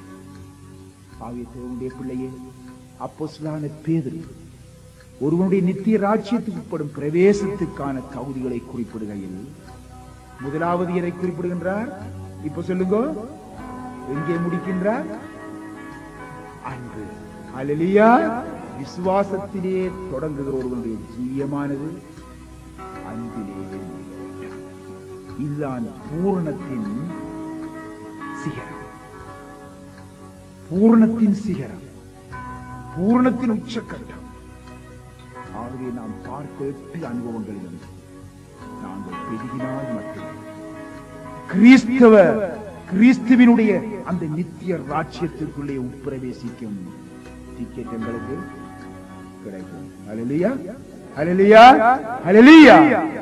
இந்த நேரத்தில் இந்த வார்த்தை உங்களுடைய இருதயங்களிலே விழுந்து இருக்கிறது என்பதை நாம் முழுமையாக விசுவசிக்கிறோம். அது 100% பலனை கொடுத்து கர்த்தருடைய ராஜ்யத்திலே அவரோடு கூட சிங்காசனத்திலே அமர்ந்திருக்கின்ற பாக்கியத்தை அளிக்கும் என்று நான் கர்த்தருக்குள் விசுவசிக்கிறேன். ஆமென். இதுவரை நீங்கள் கேட்ட தேவதூது உங்களுக்கு மிகுந்த ஆசீர்வாதமாக இருந்திருக்கும் என கர்த்தர் இயேசுவுக்குள் நம்புகிறோம். உங்களுக்கு தேவையான பிரசங்க கேசட்டுகள் மற்றும் எமது சபையில் ஒவ்வொரு ஞாயிறும் வழங்கப்படும் தேவதூது கேசட்டுகள், உபவாச விழிப்பு ஆராதனைகளில் வழங்கப்படும் ஆழ்ந்த சத்தியங்கள் அடங்கிய வேத படிப்பு கேசட்டுகள் யாவும் எமது சபையிலிருந்து பெற்றுக் கொள்ளலாம். எமது சபையானது ஜெர்மனியில் உள்ள ஹம் என்ற நகரில் பானோஃபுக்கு அருகாமையில் உள்ள ஆவோக்காவுக்கு எதிர்ப்புறமாக அமைந்துள்ளது. கர்த்தருடைய முழுமையான வழிநடத்தலுடனும் தரிசனத்துடனும் பல ஆண்டு காலமாக கர்த்தருடைய பாதத்தில் கண்ணீரோடு அமர்ந்திருந்து கர்த்தருடைய வேளை வந்தபோது அவரிடமிருந்து புறப்பட்டதே ஹம் ஜெகோவானிசி பூரண சுவிசேஷ சபையாகும். ஹம் நகரில் அமைந்திருக்கும் கர்த்தரின் இந்த ஒரே ஒரு சபையானது சத்தியத்தை சத்தியமாகவே பிரசங்கித்து வரும் தேவனுடைய வீடாக இருந்து வருகிறது. எமது சபையில் ஒவ்வொரு ஞாயிறு தினமும் பிற்பகல் 3 மணிக்கு பரிசுத்த ஆராதனையும் ஒவ்வொரு வியாழனும் பிற்பகல் 6:30 மணிக்கு ஜெப வழிபாடும் நடைபெறுகிறது. ஒவ்வொரு மாதம் உபவாச நாள் அனுஷ்டிப்பும் விழிப்பு ஆராதனையும் நடைபெறுகிறது. நீங்களும் எமது சபை ஐக்கியத்திலும் ஆராதனைகளிலும் கலந்து கொண்டு கிறிஸ்துவுக்குள் வளர்ந்து பலனடைந்து ஆசீர்வாதமாய் இருக்க வேண்டும் என வாஞ்சையுடன் உங்களையும் அழைக்கிறோம். நீங்கள் தொடர்பு கொள்ள வேண்டிய தொலைபேசி இலக்கம் 0238123936 ஜெர்மனி. கர்த்தர் உங்களை ஆசீர்வதிப்பாராக. ஆமென்.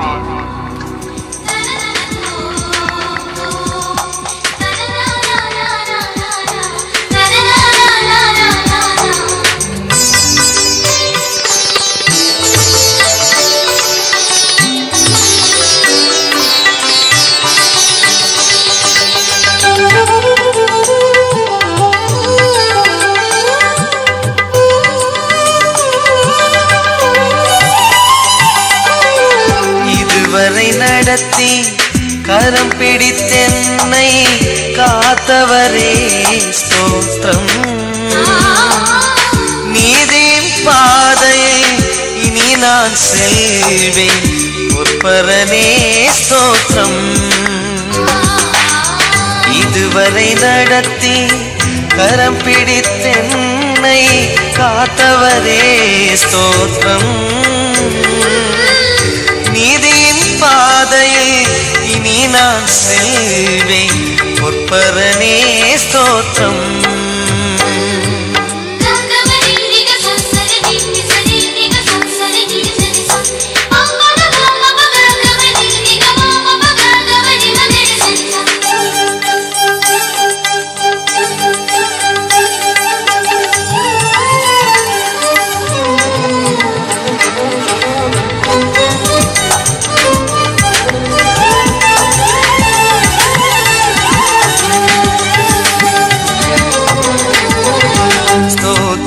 பாக்களை பாடினான் புகழ்வே புண்ணியரே ஸ்தோத்திரம். பாத்திரமாய் என்னை மாற்றிய மன்னரே கோடி முறை ஸ்தோத்திரம். ஸ்தோத்திர பாக்களை பாடினான் புகழ்வே புண்ணியரே ஸ்தோத்திரம். பாத்திரமாய் என்னை மாற்றிய மன்னரே கோடி முறை ஸ்தோத்திரம். இதுவரை நடத்தி கரம் பிடித்தென்னை காத்தவரே ஸ்தோத்திரம். நீதியின் பாதையில் இனி நான் செல்வேன் பொற்பரனே ஸ்தோத்திரம்.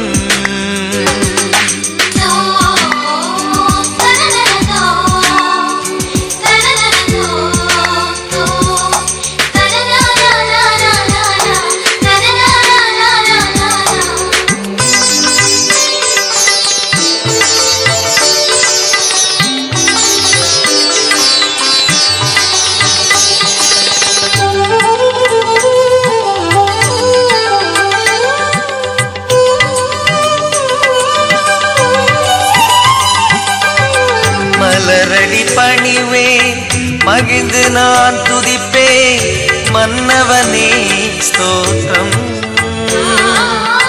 காலையும் மாலையும் மதியம் எவ்வேளையும் கனமுமக்கே ஸ்தோத்திரம். மலரடி பணிவேன் மகிழ்ந்து நான் துதிப்பேன் மன்னவனே ஸ்தோத்திரம். காலையும் மாலையும் மதியம் எவ்வேளையும் கனமுமக்கே ஸ்தோத்திரம். இதுவரை நடத்தி கரம் பிடித்தென்னை காத்தவரே ஸ்தோத்திரம். நீதியின் பாதையை இனி நான் செல்வேன் பொற்பரனே ஸ்தோத்திரம்.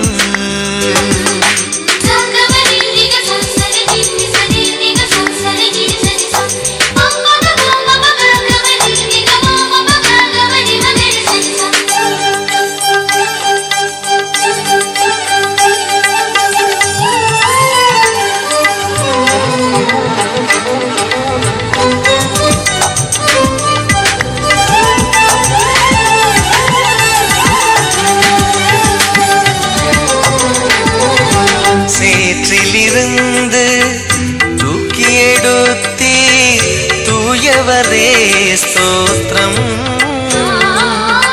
பிரபுக்களின் நடுவே ராஜனை போல வைத்தவரே ஸ்தோத்திரம். சேற்றிலிருந்து தூக்கி எடுத்தி தூயவரே ஸ்தோத்திரம். பிரபுக்களின் நடுவே ராஜனை போல வைத்தவரே ஸ்தோத்திரம். இதுவரை நடத்தி கரம் பிடித்தென்னை காத்தவரே ஸ்தோத்திரம். நீதியின் பாதையில் நான் செல்வேன் முற்பரனே ஸ்தோத்திரம்.